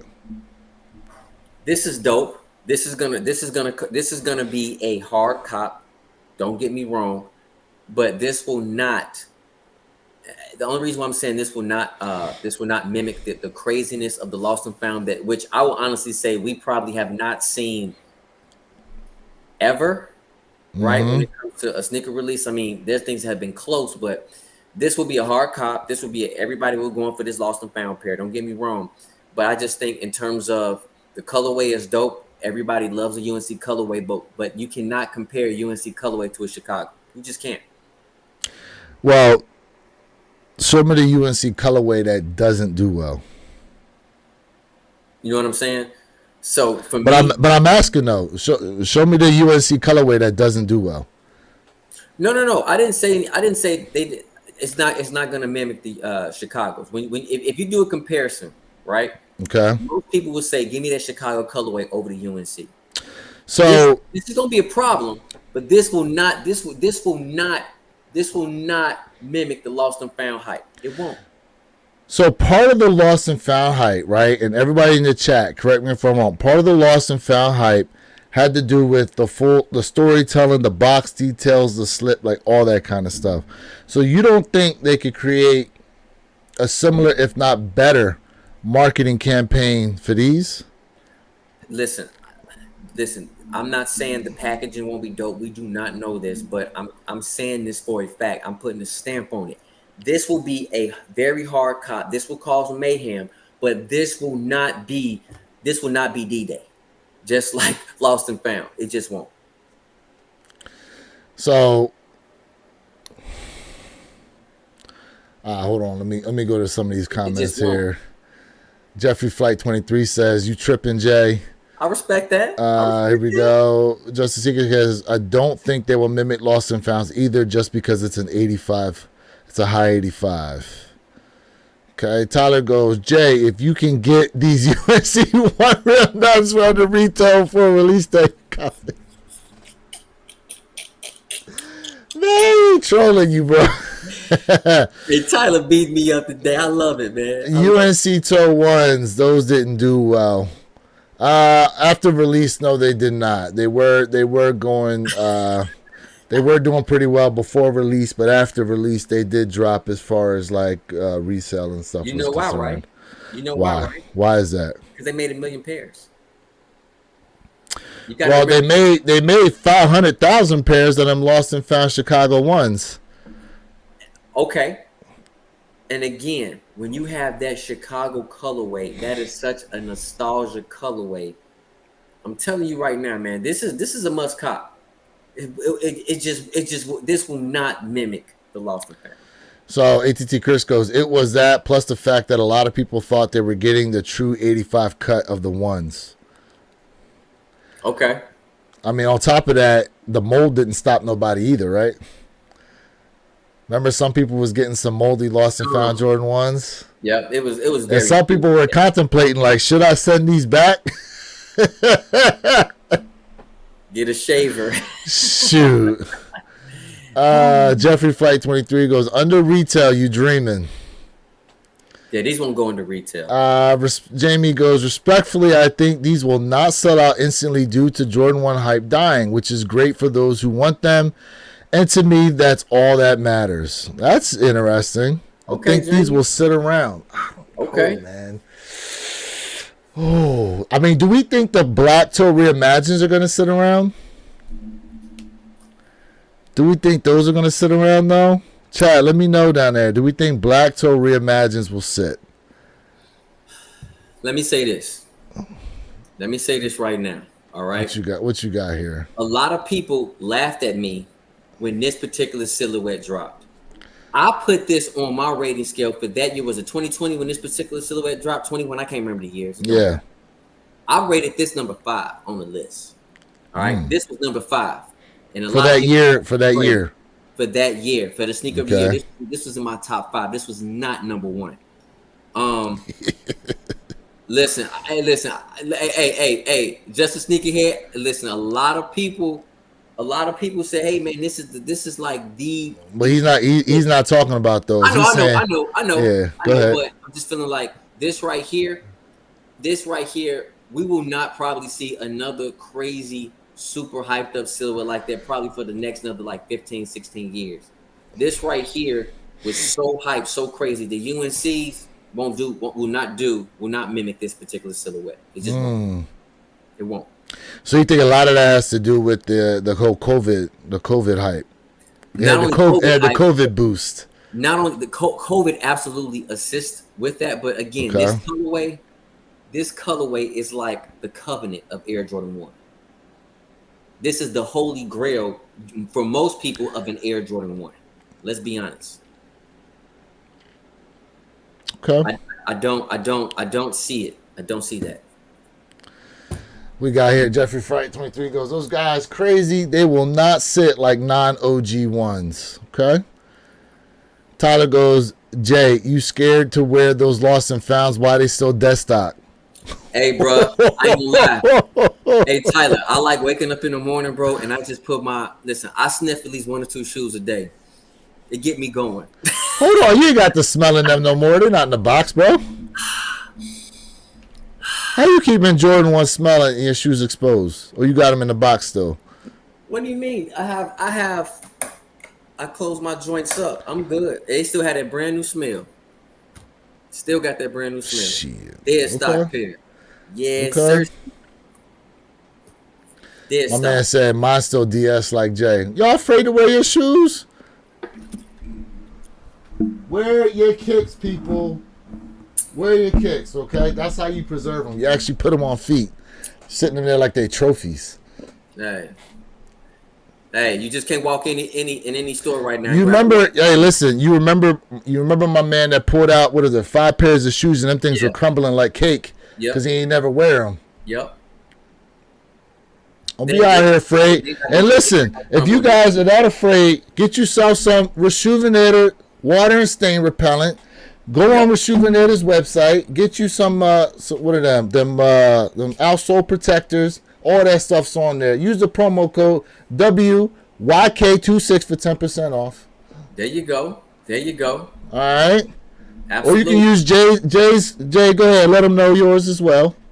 Hey fam, listen. For those who wear their kicks, and yes, wear your kicks, I do wear my kicks.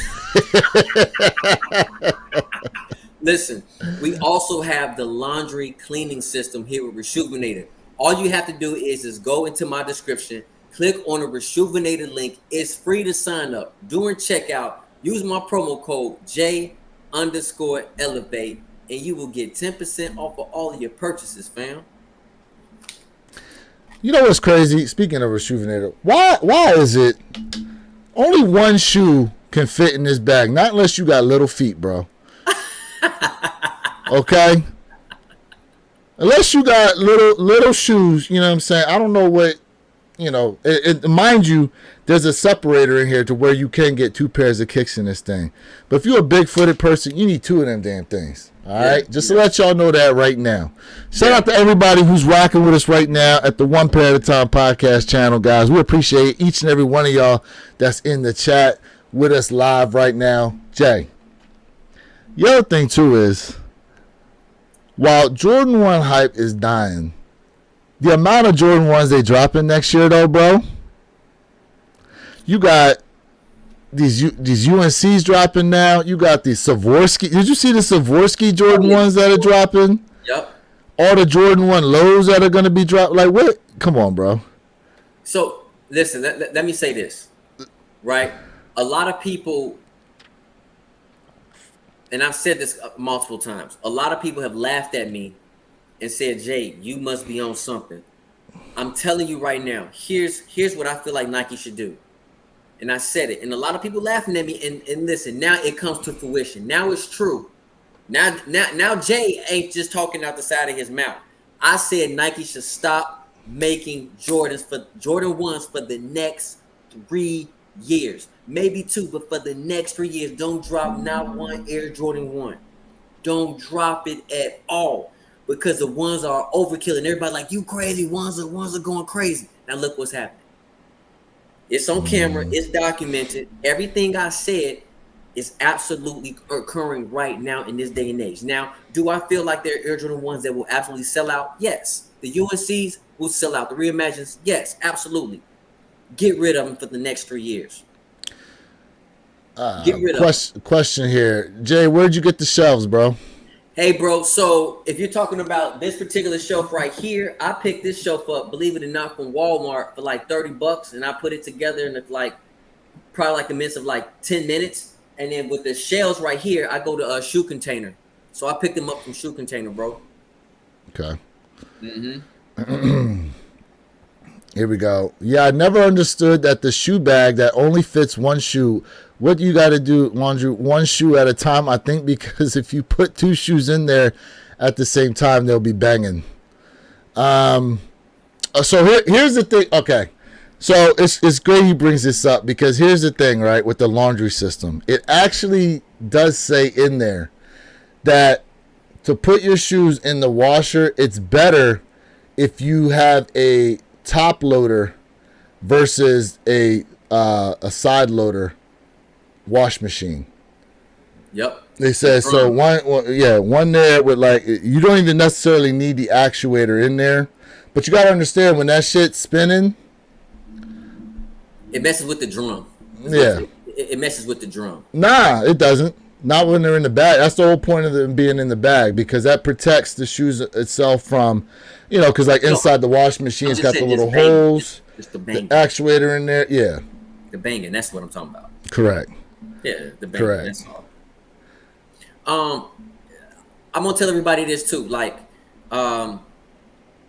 with the Rejuvenator, right? The laundry pods, right? If you go ahead and wear your kicks, show everybody on the side, on the netting you have where you put your laundry pods at.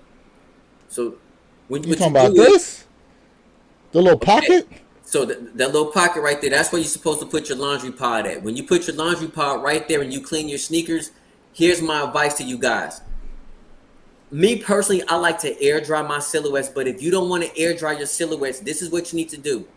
So tighten up the string for me, where your kicks. that string that you see right there, open up your dryer if you want to put yours in the dryer. I'm not telling you to. I personally like to air dry mine, but if you put yours in the dryer, what you're gonna do is when you open up your dryer, you're gonna hang it on the top of the door. You're gonna close the door where your shoe is hanging from the top of your dryer, and let the dryer go, opposed to let your shoe just bang in the dryer. That's another drying hack for your sneakers if you decide to do that. Yeah, I ain't never seen that. That's Jay's drying hack because No, I know on the site it says don't put shoes in the dryer. No. I said that's why I said I don't do it, but there are Yeah. people who do it. But I'm telling you, if that's what you decide to do, Shit, these don't things do won't- it. These I'm things telling won't you, air don't do dry. it. But if that's what you decide to do, that is a hack. Because some people say, hey, let me just put it on air mode and do it that way. If you decide to do it, do not put it fully inside. Let it hang from the door. But my personal opinion, do not put your sneakers in a dryer. And bro, this If I little do it. pocket, here, I believe it's for the laces. And You for just your drop the pod. pod in there. And put your pods in there. Put your pod in there as well. I'm telling you, it works. I'm gonna have to go and see that. It works for one. I did a video on Is that what the site says though? I'm telling you, go ahead. Check it out. I'm gonna check the site. See what I it did the says. video. I did a cleaning video and everything. That's your video. What does Rashuvan there to say? Because Hey, you don't listen. go to the site. What you Go to the do, site. what Go to you the do in there is completely different. Don't be out here promoting the stuff and you telling people to do certain things that the site ain't telling you to do. Go to the site. I'm telling you. Put the shoelaces in that pot right in there. I'm telling you, the site will tell you. Okay, if it says it in there. All right, let me see here. If it says it in here, let me go to the pods. All right, hold on. Let me screen share You right should Go now. ahead and you should put the pot in that little pocket. As a matter of fact, while you do that, I'm gonna tell All you. right, here we go.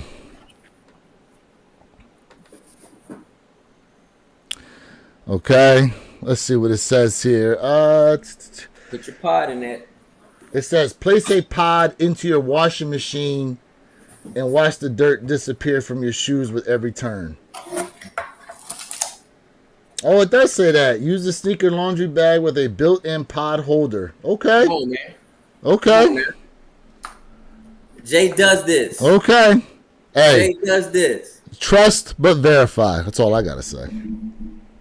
Hey, fam, you listen. Say it again. Say it one more time. Trust but verify. Hey, Trust but verify. Here's the thing, too, fam. Like, you know, if listen, I tell everybody, you could go ahead, put this on your table, right? And this is also on Where Your Kicks channel too, as well. This is on his site as well. You go ahead, you put your sneakers on the cleaning mat right here, right, which absorb all that wetness, and then you go ahead, clean your sneakers with the bristle brush, medium, soft, and the hard, and then you just wipe your shoe off. And if you need to put in a laundry system, we got all that for you. So I just want to show you all the products that we have. And yes, fact, that's why we say air dry is the best. Absolute 100%, famo. 100%. Yo, one thing I didn't realize that they had when I was really looking at the site was you can actually send your shoes into them and get them cleaned. Yes, you can. They have the yellowing service for the outsoles. They got suede cleaning. They got deep clean, like all that stuff. And for those of you who choose to use it, you can use the discount codes to get them cheaper too. Get those services cheaper. That's true. We got a lot of comments to get to here. Hold on. Here we go. I'm dying over here. Hold up. It says Nike is a Jordan 1 factory at the moment. Facts. They need to start putting some white or cell laces in every Jordan 1 that has a white tongue. I don't understand what they're doing. Yeah, go ahead. Take that, Jay. Let me tell fact. And listen, Purple Haze be roasting me like crazy for this. Everybody knows it's on the channel. I am a what? What were your kicks? What do I love? 4s. Okay, but I love white laces. I think white sneaker laces is absolutely the way to go, in my opinion. I appreciate that fact. I appreciate that. I love white laces. What we got here? Like they'll give you a sail base or a white base midsole and mid panel with no white laces, which look the best to me when you have a white tongue and a white panel. Fikes. What we got here? Bread when reimagined will sit because of the Wings logo not being on it. Ooh. Oh, Jay. Even with the special packaging and all that. You know, Even with the special packaging and all that. Ooh. Jay, you feel that way? Jason, you feel that way, bro? Man, there's some people out there that do feel that way. Even I'm questioning whether or not it's going to happen. Even I'm questioning that. This is a double up for me. Even I'm questioning that. I'm not questioning it. This is a Now, double I wish though. Listen, I wish that box graphic was the Wheaties box, like I talked about. I wish they did, but they probably wouldn't have been able to do that because of copyright rights and all that other type of crap. Bro, I don't see how because listen, I agree with you, but I don't see how because Jordan was already on the Wheaties box, bro. So we can. But Wheaties is his own brand, so for Nike to take that print and put it on the box, they would have had to buy the rights to it. That's why you rock with that company and work out whatever you want to work out. Well, then you talking about the shoe probably being $210. Listen, you paying $210? You paying $210 for that pair? This is a double up for me, absolutely. So you paying $210 for those if they were $210? For me, this with is an absolute with the Wheaties joint. And you want to know why? You want to know why? Go ahead. Because people don't understand. This is a sample pair, bro. This is a pair that Jordan never wore. He only took a picture in. This is a sample pair, and I've been asking for us to get a sample pair that they have never released to drop. And I do believe that this is very special, in my opinion. And I'm not the biggest Air Jordan 1 fan. You guys know this. I like ones, but I'm not the biggest fan. This is a double up for me. So whoever you want the sneaker, put your name in the raffle for me. So then, to me, I feel as though they should have released it then as an 85 high. I respect that. They should have released it as an 85 high if they really wanted it to really mimic the whole sample aspect of it. Mm-hmm. You know what I mean? That's my take there. What we got here? I agree with you, Jay. Or release them OGs every 2 to 3 years, and that way there is no issue whatsoever. You either buy the shoe because you like it, i.e., or lower prices. Facts. Yes, sir. Tyler goes, they don't want you putting them in the dryer because of the tumbling, and that would be happening. The pod can go directly into the water. So you're right. The pod can go directly into the water, but what happened is when you have the pod that's closer to that material, it does a better job. But yes. Here we go. Never wet suede. Well, never soak suede. I would say that. Don't soak that because you'll definitely bleed them. Although, speaking of the lost and found ones, it's interesting that we brought that up. We were talking about all this cleaning stuff because there were people out there that said that when they went to go clean theirs, the shoe bled. Which one? The lost and found Chicago's. That the shoe bleeds when you try to clean it. You know, and there was plenty of pictures out there that showed people were trying to clean the shoe, and then there was like red coming off. So, do you know another sneaker that bled? I can tell you right now, another sneaker. Another one that bled like that. I remember the burgundy suede on the Alma Manier 12s bled onto the leather. But that's suede. We're talking about suede, though. But the Chicago Lost and Founds were all leather, though. Correct. And so this is to my point. No disagreeing. What you're saying is absolutely right. You was reading my mind. So this is why Nike went on ahead and put that tag on their shoe and say, hey, sneaker may cause bleeding. And this is where we talk about that's not good quality control. What you should do is, like in any organization, if you know a material can bleed, wash it, do what you got to do, get all that crap out, and then put it on the sneaker, or don't sell it at all. But at least they're letting you know, hey, this has a potential of bleeding. So that's also why that Arm Armor Year 12, the cherry pair that everybody preferred over the black pair, this is why the price value went absolutely down on it, because again, it bled. Bleeding onto the leather, yeah. That's why. Yep. I remember I got mine at I paid like 180, 190 for my pair. And all I did, and now granted, it was easy to clean the bleeding off the leather. You know what I mean? But yeah, to pay $225 plus shipping plus taxes, depending on where you live, right? For that shoe, you know, that's crazy amount of money. And then you talking about materials are bleeding on there. You know what I'm saying? So even though I like the white pair better, this is the best. This is the better wearable pair. And then what was the complaint with that? That the black was all ashy. Yep, they said the black was ashy, which when you look at it, it doesn't look as ashy like that on camera. It does look ashy, but look at this. Yeah, it's nice leather. Now, Jay. Yes. Do we hit it with the mink oil? Bro, not only are we gonna hit it with the mink oil, we gonna hit it. We gonna hit it with the stain and water repellent. Come on, man. I know. Listen, all these shameless plugs right now. Hey, fam, all these shameless plugs. Listen, fam, we definitely appreciate you guys rocking out with us right now, man. For real.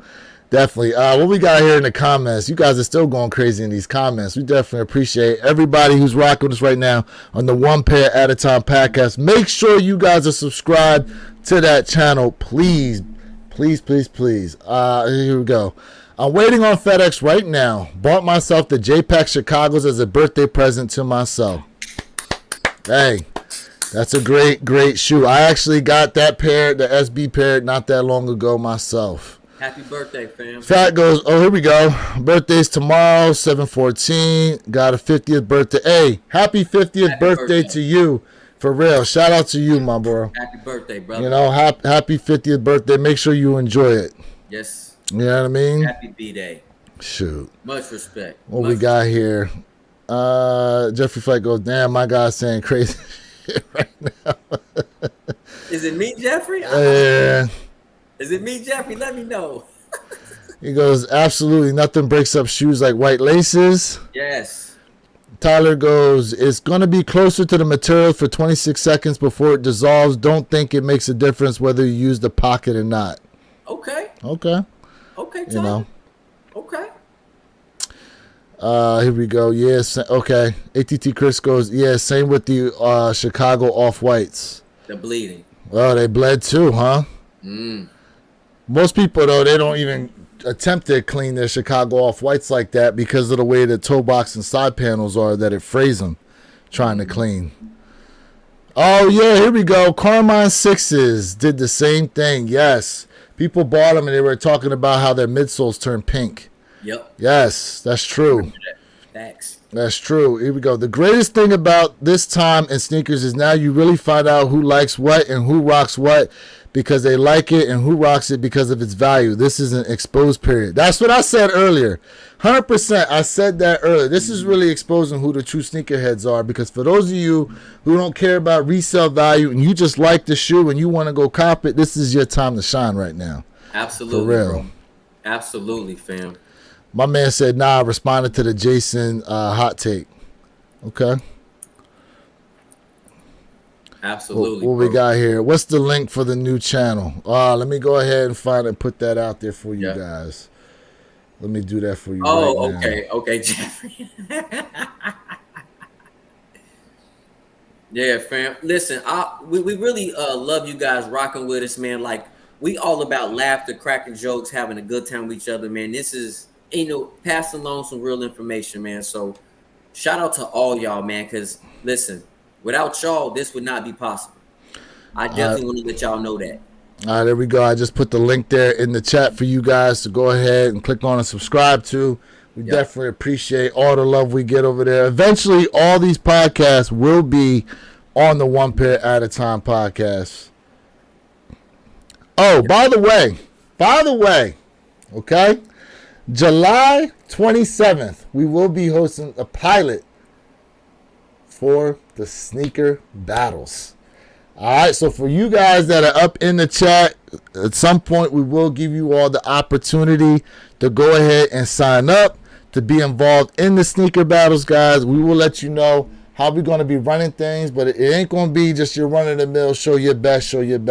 That'll be one of the categories, but we definitely going to set this up. So the categories are going to be out there and known to people prior to you signing up. All right? So if you're going to be involved, it'll, definitely put the date out there in advance. We're going to get the sign-ups. Communication will go out to make sure you guys are going to be tapped into the live streams, all that good stuff, man. It's going to be a good time. Let me tell you, going to be a good time.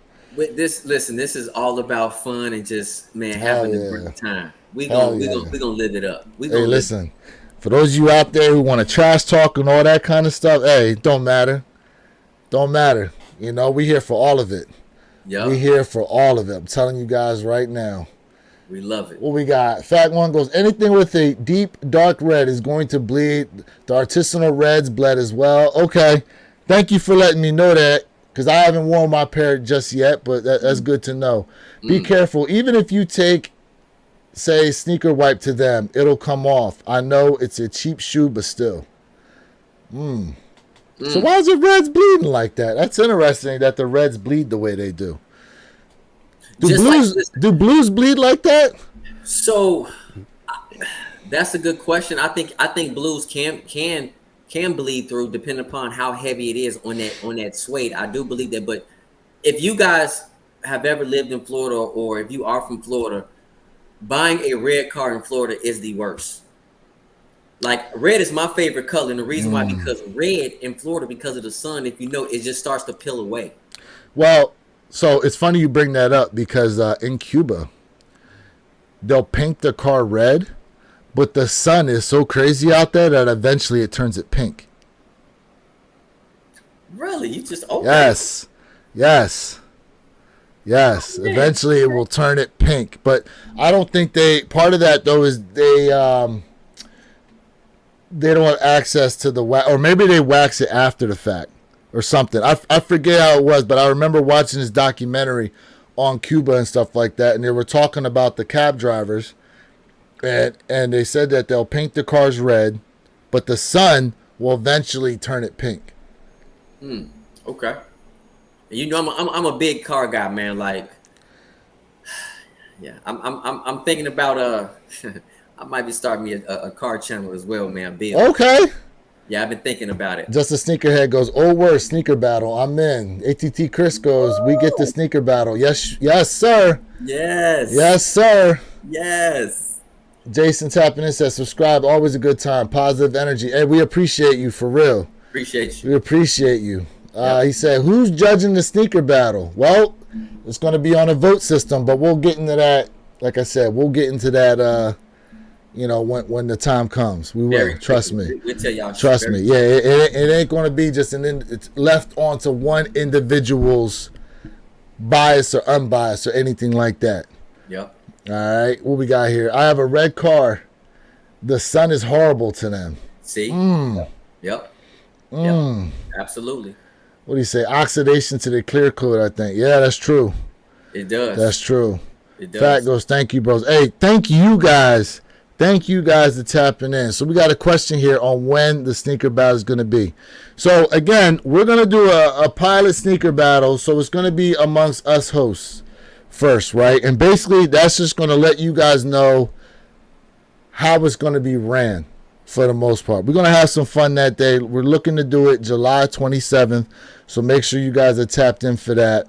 Yep. But that's basically going to be the pilot. We're just going to do it amongst ourselves, and then we're going to let you guys know how it is you're going to get in on the action. Now, sometimes us as the host will be involved in the battles. Sometimes we won't be. You know what I mean?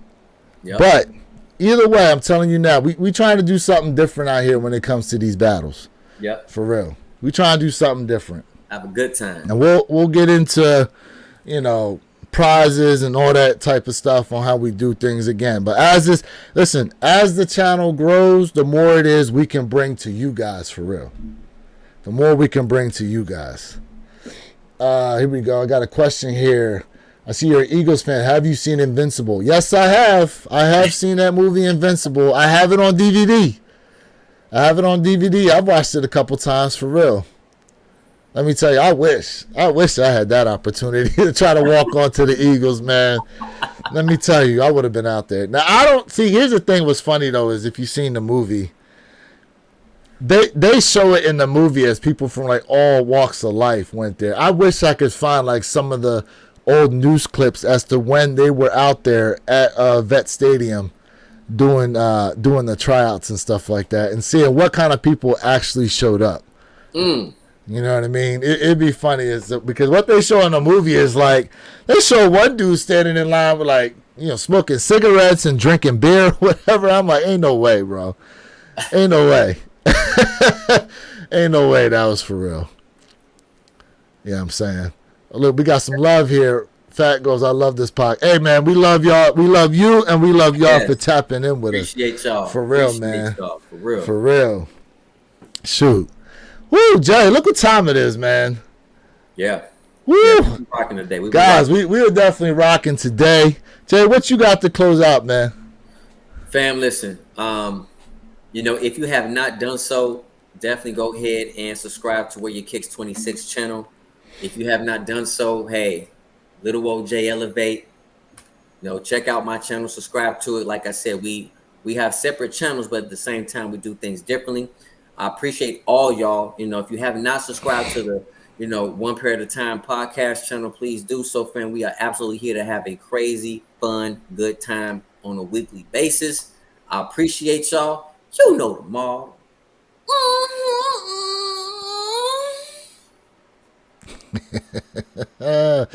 Oh man, comment here. The show It's Always Sunny in Philadelphia did an episode about walking onto the Eagles. I'm gonna have to go check that out. Man, Joe Campo goes, I'm a Seahawks fan all the way. Okay, bro. All right. Much respect. Much respect. We'll see what you guys do this year. You made some noise last year. I know y'all beat us. They definitely beat us last year. Shoot. Oh man, what we got here? Don't try to put a regular laundry pod in the bag pouch like my son did. Regular pods can dye the white cloth on your shoes. All right, that's it. Hey, that's a good tidbit out there. Rejuvenator wash pods only. Yep. Only. Facts. You know what I'm saying? Now, what else we got here? A couple more comments. I've never had a blue shoe bleed, dark green, and red bleed. Okay. All right, here we go. Y'all should do some of the vertical streaming. It will help the channel grow some more. The vertical streaming. So yeah, you can do lives now where it shows the videos vertical. So like when you go to look at it on your phone, like it'll come up almost like a shorts feed. Yeah, okay. But I've seen people do that now. I've seen people do that. Okay. Fat goes, wow, never knew that about the Cuban Sun. Different. Yeah, you know what? Real talk, I know about it. I haven't looked in just to sneak at. I haven't really looked into it that deep as far as visually what it does for people or anything like that. But it's definitely something that we're gonna check out for real. I don't know if it's the sun or if it's the type of paint they're using. Like, I don't know. That we got to do some research on that. That's interesting. It's got something to do with the paint too. Yeah, it's got something to do with the paint. It's definitely not regular like car style paint that they're putting on there. I remember that. But yeah, okay, you can definitely check that out. Jay, they said start that car channel, bro. They'll subscribe. Yeah, man. Hey, start it up. I'm highly considering it, bro. Start it up, bro. Yep. In any case, man, make sure you guys, again, are subscribed to the One Pair at a Time podcast channel. Make sure you are subscribed to Jay Elevate and myself, Where Your Kicks 26, for all your sneaker reviews, vlogs, all that good stuff, sneaker news. You know what I mean? We try to bring everything to you guys. Make sure you use the discount codes out there to protect your sneakers, clean your sneakers, do all those good things. In any case, this is Louis, other Way Your Kicks channel, reminding you to be true, stay in the moment, and don't forget, every day's a great day to wear your kicks. And we out. Peace.